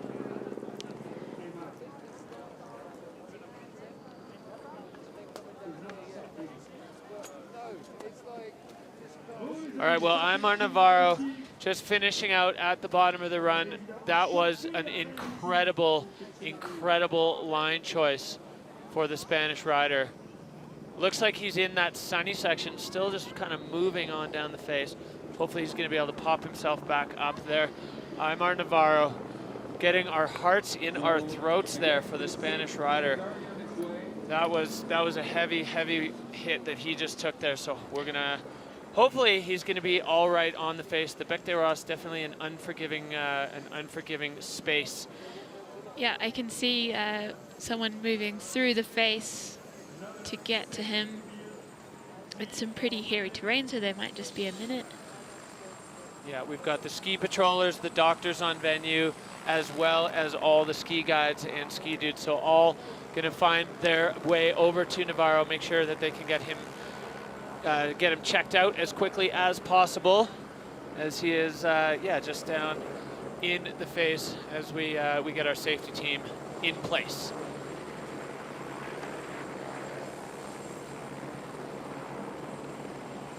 So here is our support person coming up to Aimar.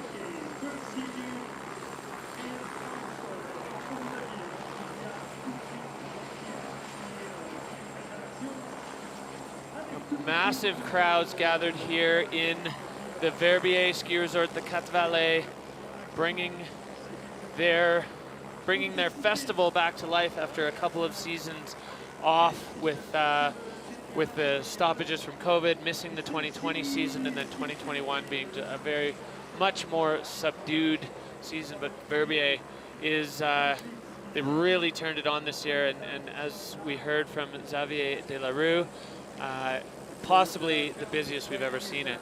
So we have the medical team on site now with Aimar Navarro. We'll keep you updated as we get any information on how he's doing. And right now we'll just let the crew do their work as we anxiously wait to see. That was the ski men's field right now is in just such an incredible place. The riders pushing themselves so hard, and all of them, you know, after a run of Maxime Chablot, everybody certainly wanted to put their stamp on here. So we're going to go on hold here at the Extreme Verbier while we get the medical team checking Aimar Navarro out, and we'll keep you updated as we have any more information. But we're going to get the team on site to check out Aimar, and we're going to go on hold here on the Bec des Roses.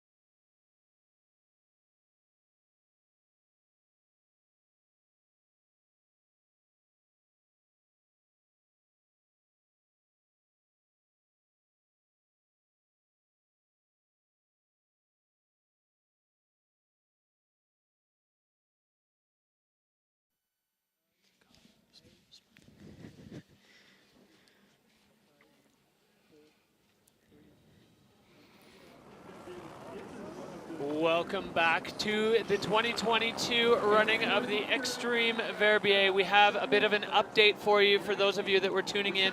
Aymar Navarro had a heavy slam.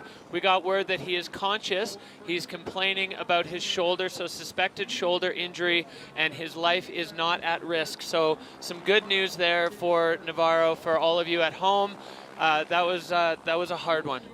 Yeah, it was really tough to watch him go down like that, and we're happy to hear like a positive update and wishing him all the best as we prepare to get the competition back running. Yes, so Navarro is on his way with the medical team, and we are back to competition with the last two men in the ski men's field, and we go straight back up to the start to the Swedish rider Carl Regner Eriksson.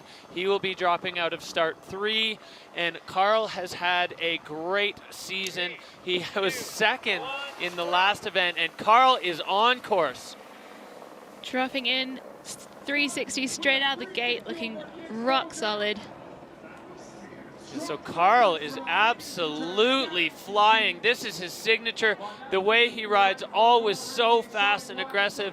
360ing into that exposure. Now that was executed absolutely textbook perfect. Carl Regner Eriksson laying out the backflip right to his feet and getting on the brake, shedding speed. So Carl Regner Eriksson now into this closeout mandatory, taking it all the way down. Sick run from Carl. Oh my goodness, packing those features back to back. That was non-stop action for Carl Regner Eriksson, and just what we all needed to bring us back from those scary moments we saw before. This man, we've spoken about him as underrated no longer. He is a serious threat in any event. That was an unbelievable run from Carl. Getting some hugs from the Swedish crew. I just am so impressed with his ability to execute after waiting up there for so long. Yeah. Two 360s and a big backy. And all of those upper moves from Carl Regner Eriksson in the most exposed part of the face.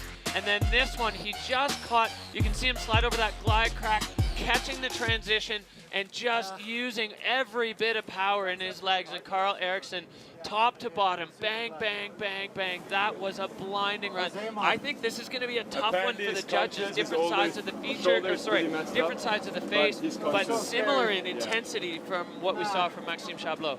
Man, he was just rolling, like no reaction. Yeah, that was sketchy.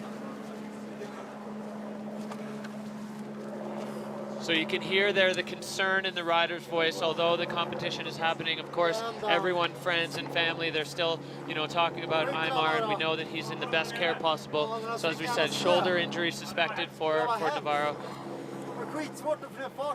And these two are anxiously awaiting the score. So Chablot is currently in the hot seat. He's got 95 points, and the judges will be crunching the numbers, stacking up all those features and the different terrain that they move through. I think Carl's line score will be really up there due to the huge exposure that he moved through at pace. At pace, you said it exactly, Anna. He went through there so fast, especially up at the top. I mean, you just can't understate what that face is like, and it's so steep. When you were going through the venue description this morning, and you said it has an average pitch of 43 degrees. That's not a maximum, that's the average. So you can only imagine the max pitch up at the top is going to be so steep. And for Carl just to have flown through there like that with tricks, 3 off the top, 3 over the exposure where we saw Reine go down, that was just a really impressive push from Carl. And his mental strength to be standing up there on hold, probably really feeling the cold. It's sunny today, but the temperatures are really low. I'm so impressed with that run. And you can see the stress on Maxime Chablot's face. He wants to win the title, of course, but in these moments, the Extreme Verbier title stands on its own in the world of freeride as kind of the ultimate achievement in this world, and everybody wants a piece of it. And the locals are going to go bananas if Maxime wins. We've already got a Swiss champion in the ski women, so really exciting to see how this is going to play out. But Carl definitely doing his part in all of this, and it's for the fans. You look at the crowds down in the Audi viewing area, absolutely massive. We've got the junior free ride competition running at the same time, so the juniors are able to see the free ride heroes, the superheroes, do their thing, and it's pretty exciting for them to be a part of this. We just saw the judges looking at some replays. They're obviously taking a fine-tooth comb to every single turn, every single feature, every landing, and probably the pace that was taken through the venue as well. Yeah, and you know, thinking back to Chablot's run, he was flying as well on the start one side, so definitely difficult task for these judges to pare this down to its final distinction. We have the 5 judging categories, line score kind of being the top one, control, technique, and fluidity. I mean, of course, if your technique is on point, then your control will likely be there. Fluidity, how fast you're moving, but also how fast you're moving relative to the terrain you're in, which is, I think that one is going to go the nod to Carl, because the terrain he was in was extremely exposed and very difficult. And then air and style, and both of these riders have huge elements of air and style in their runs. So, you know, the judges trying to apply those categories to each one of the runs and see which one is going to come out on top. Either way, both of these men are absolute champions in their field. So here we go. The numbers dropping. A 91.33 for Carl Ragnar Eriksson, which is going to put him into 3rd place. That also is going to mean that with the numbers and the way Maxime just needed to be 1st or 2nd in order to win the title. He knows it. The Freeride World Tour title is going to be going home with Maxime Chablot. He has done the math, and he is just drinking it in. Our new FWT World Champ 2022. The rookie, the Swiss rookie, doing it on home soil here. Now, it's not a given yet that he is going to be the Extreme Verbier champion. There is another man who can have a say in that. You can have a look here from the start gate down onto the viewing area. It is absolutely heaving in Verbier right now. And Maxime Chablot. Hey, Mara, hope you get better, man. Respect for sending. A lot of love for Amar out there. Yeah, absolutely. He is a fan favorite, but he is also a rider favorite. I mean, just having him in the room anytime is so incredible, especially for these younger riders who have looked up to this guy for so long, and they just know the things that he's done and that he continues to do and what he's capable of. So big hugs there for the world champion, Maxime Chablot, the rookie coming storming into the scene here on the Freeride World Tour. He was the junior Freeride World Champion, and now he has backed that up with a Freeride World Tour title. Incredible moments there. But we are not done. Abel Moga, another rookie on the tour who has made a big splash this year. He came out firing in the first event and put himself straight onto the podium in 2nd place. And now the young Spanish rider getting set for his very first lap down the Bec des Roses, dropping at a start number 2. This is the last run on the Freeride World Tour for 2022. Abel Moga is on course. And he was excited to close it out for us today. I'm sure he has got something special lined up for us. He found an alternate entrance into there with a huge 360, and Abel Moga clean, absolutely pinned. This section, you can't overstate how steep and gnarly it is, and to do a 360 cross court like that at flying speed, and now into this extremely technical middle section. It's a big backflip, bit of a backslap, but he's riding out with pace, looking wild but strong. Wow, and then just pinned off that lower one, catching the transition, and Abel Moga now just shedding a little bit of speed before he comes into the Sun Cup section. No, with a front flip at the bottom. Oh, and a tumble. Abel Moga, the ultimate showman there. I thought his run was done, but he managed to put it across, and he is just... This one is for the fans. I think for his buddy Amar as well. He will be proud to put that run down. Not to his feet, but putting on a good show for the fans.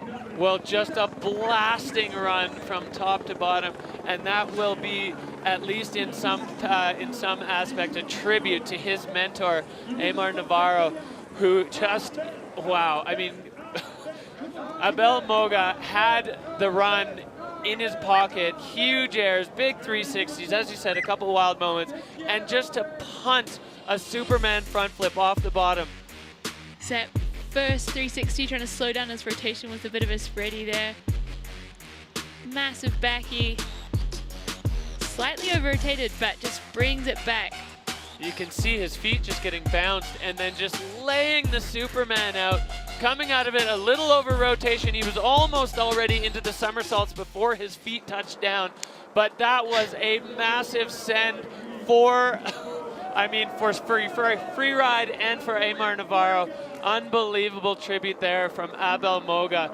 No score, as he did lose, well, everything. But won hearts and minds.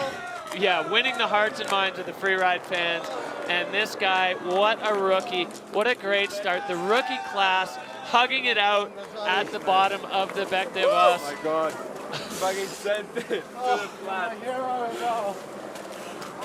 Oh, fuck. Yeah, dude. Oh, man.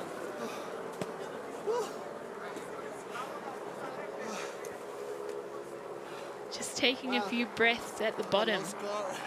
Well, and you can see the rest of the riders just mobbing them there as they are all, everybody recognizes how wild that was. So let's take a look here. This is the results from the day, Anna. Living the dream, winning the title and the overall here on the Bec des Roses. That has got to be a rookie's absolute dream.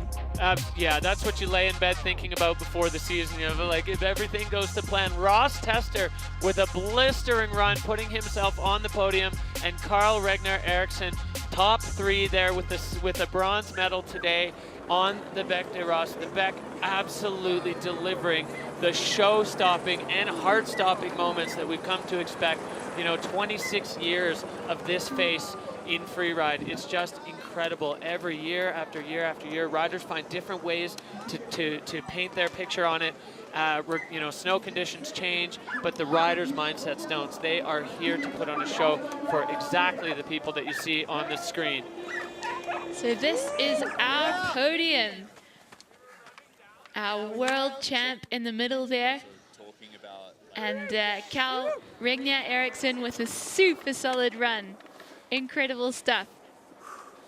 Yeah, what a strong showing from the ski men's field yet again. They're just blowing the doors off of freeride, and all 3 of those riders, the hybrids, the big mountain skills, as well as the freestyle. So here's where we sit after a full season on the Freeride World Tour in ski men. Maxime Chablot taking the title, Carl Regner Eriksson the runner-up, and Ross Tester jumping way up the standings with the extra points on offer in these finals events to put himself into 3rd overall.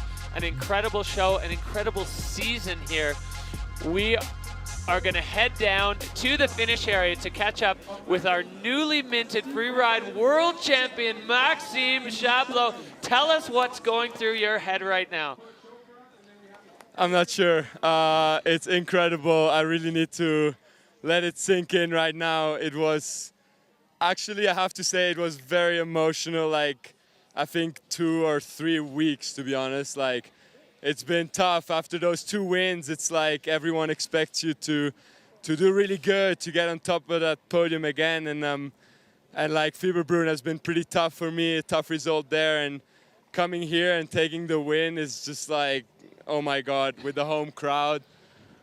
Insane, so great. Insane. And you've really shown your mettle in this seriously huge venue. How difficult was it for you to stay mentally strong in the start gate over all that exposure? Oh my God, it was so difficult. I kind of played the card of Andorra. In Andorra, I was really terrified in the start because it was pretty exposed. So I just sat back like in a safe spot and just kind of was by myself, like kind of waiting for my start. And I did the same up here. I was sitting on the backside of the Bec in a safe place, calming my mind.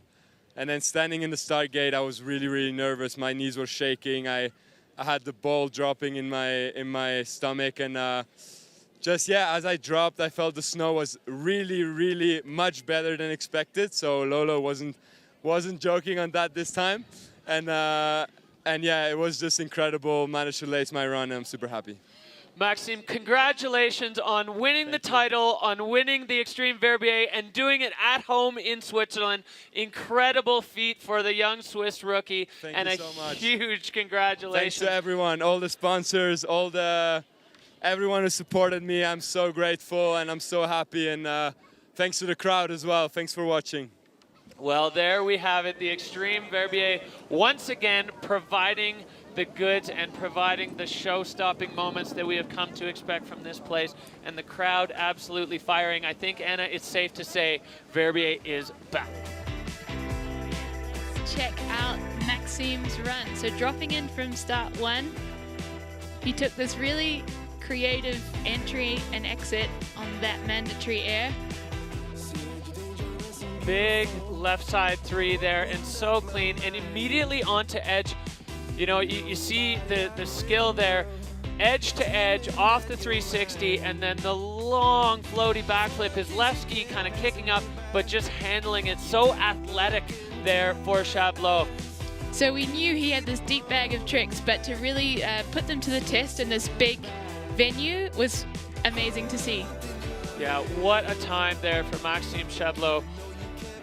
And we are just so grateful to Verbier and to the Freeride World Tour for this show.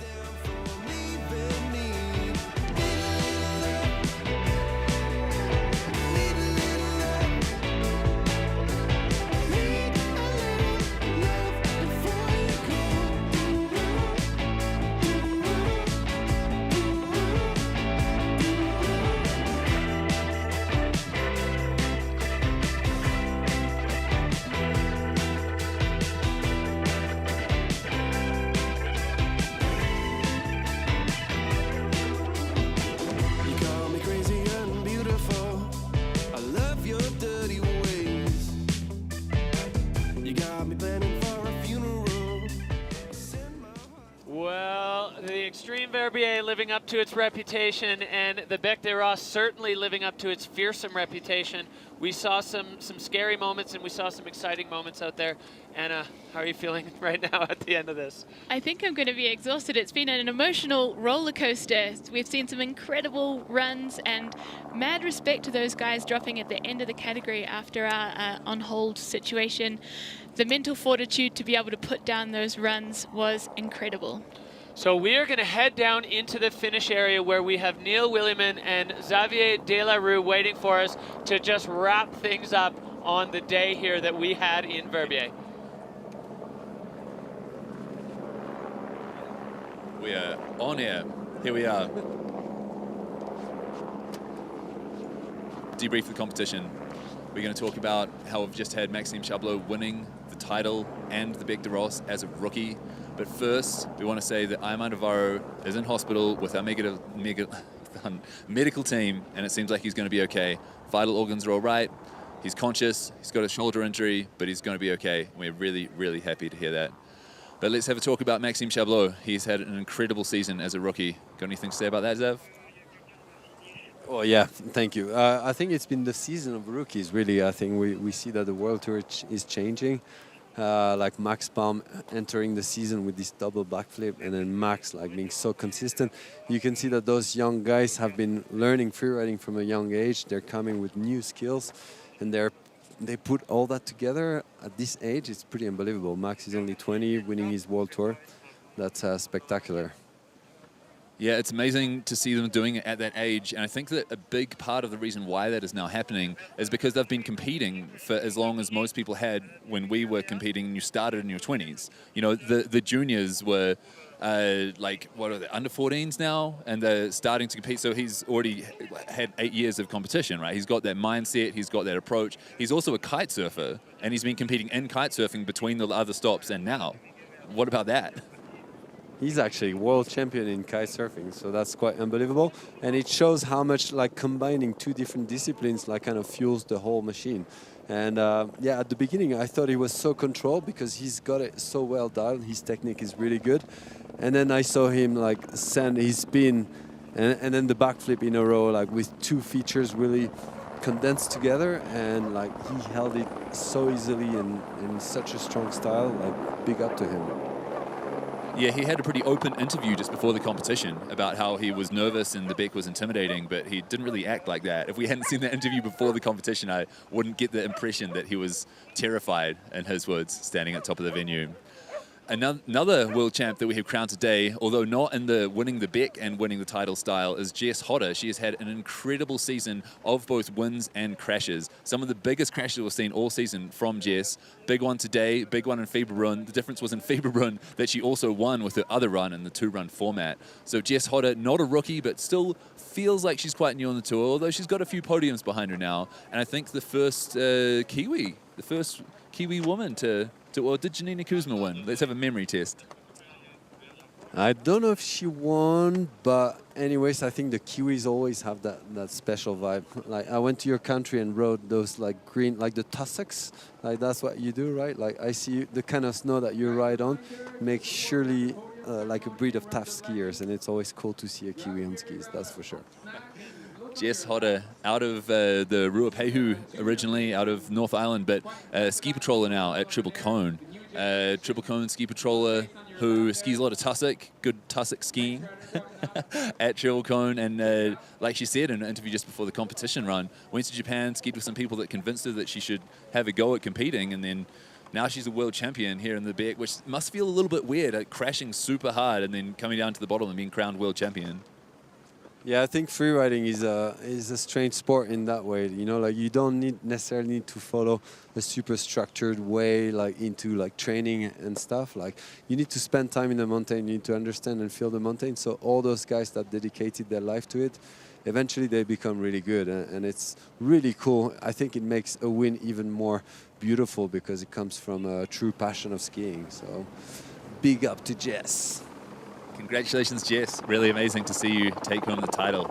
And very humble way as well, talking about how she's still so excited to be here with these people and so flattered to be traveling the world and be part of the world tour. So amazing to have Jess. Something else that I'd like to say is Hedvig Wessel is amazing. She has changed the sport of women's freeride in my eyes, especially her run in Andorra at the start of last season with that huge backflip that changed the perception of what was possible on the day for every category. And she's now been second 3 years in a row. Last year by the narrowest possible margin. 20 points out of thousands of points must be a pretty hard pill to swallow. And Hedvig Wessel putting down a sick run today as well, and then moving on to take second again, showing she's obviously one of the best in the world. And how do you think it must feel for her to take home second 3 years in a row overall? Well, she's Nordic, and the Nordics have got such a resilience, I think. Like, we've seen it. Rainey is the best example of it. Christopher Turtle is also from that breed. So I think we'll see her for many, many years, and she will win more titles, that's for sure, because she's a beast.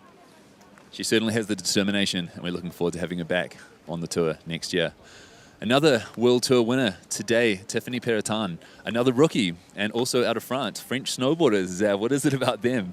Amazing and very, very close, also incredibly close between her and Erika Vikander. And we had some questions on social media about why Erika beat Tiff today but didn't win overall. And it's mainly related to the fact that Fieberbrunn and Verbier are worth more points in the first 3 competitions. So in Verbier, where Tiffany won, she picked up a lot of points there. And then here, even though Erika was in front of her, they were second and third. If Erika had been first and Tiffany second, Erika would have taken the overall title. So you can also check it out on the website. All the points explanations and graphs and information that you could possibly want are all there.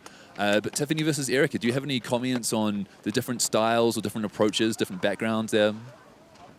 No, I think it's a really clear statement like that now, especially in the snowboarding scene. Like, the whole crowd comes from a really freestyle-orientated background. And I think, yeah, Tiffany brings some like a nice vibe into the women's snowboarding. She's following the path from Marion. Like, Marion also came from freestyle and got into her free riding. She got better through the years. I think it's been really amazing to see her progression. And I think Tiffany has got like the skills to follow up on that. Another freestyle snowboarder that we have just been blown away by this season, Blake Moller, young American rider, onto the tour. Actually qualified a couple of years ago and then couldn't compete because he hurt himself. I think he won the 4-star in New Zealand, celebrated it by snowboarding even harder and blew his knee. Came back to the qualifiers, qualified again, second season on the World Tour. was the sophomore year, taking the win in a really impressive style, flipping and spinning, but also charging really hard and adapting his riding style to, for example, this venue. What was your take on that? Well, my take on that is that every time I see him ride, it gives me the smile. And I think that's so refreshing to see that. And like snowboarding or skiing have got that capacity of transmitting. You know, like you can see while transmitting the energy. Like, so you can see when someone rides, if he's happy, if he's nervous, everything. And Blake is really digging it. Like every single turn he does, he makes it in such a light way. And like today on the back, he's been showing that it's not just a bunch of tricks. He's got the riding as well. My brother was last week in Avoriaz, like riding the park and the slush with him. He said, "Oh my God, I knew he's strong, but I was blown away. Like apparently he's a magic rider on the park." Yeah, well, your brother, who just happened to win the Bector Ross today, by the way, also with incredible freestyle. And if you want to describe strong freestyle and challenging snow, I'd say that's exactly what Victor exemplified today. I was up in the face watching from quite a near point, actually, to Victor, and that first 360 was unbelievable for me. The fact that he backed himself to land that and control it before going into another cliff, into another 360, also in exposure, also in challenging snow, that was mind-boggling for me. How did that feel to watch it as his brother? It was funny because like being in the commentating booth, I was like, all right, don't be cheering too much for your brother. Like try to be biased and equal with everyone. But I don't know, he surprised me from the get-go. Like with his first 360, you know, I was just telling before him that all the riders had time to get into their run without, you know, ramp getting in. He just got into it and he surprised me, and I think that's what I loved the most about his run and about his style. It's always super different. And you know, like back in the days, I remember like 15 years ago, like bringing him into the like bigger mountains, taking him on big climbing routes and stuff, and he was like, yeah, whatever, because he was young freestyler, and like slowly he's gotten into it, and he's so, you know, he loves mountaineering, paragliding. He goes more and more hardcore, and he's really in his element in those steep terrains, and it's so cool that he can bring the freestyle in there. Well, thank you, Xavier. It's so great to see you giving such mad props to your brother and to Blake Moller and to all of the competitors in all of the fields. If you guys don't know, Xavier is a multiple-time winner here, multiple-time World Tour winner. It is a pleasure to have him with us in the commentary box, and it has been a pleasure to see everyone throw down today. Thank you for joining us. Verbier Extreme 22 has been an absolute blast, and what an exemplary way for the riders to show what they can do in challenging snow conditions. Looking forward to hopefully better ones next year, and we'll see you then. Well, what a pleasure to have Neil Williman and Xavier de la Rue, a couple of legends on the face for Neil and in the booth for Xavier. Anna, this is it. Freeride World Tour 2022 wrapped up. Any last thoughts? Well, I'm just praying for snow for Freeride World Tour 2023 because these athletes have been so committed to throw down with such epic runs this year, and I hope they've got a bit more power next year to work with. Well, for all of you watching at home, we would like to offer a huge Freeride World Tour thank you, and we are looking forward already to FWT 2023. Thank you, and we'll see you next year.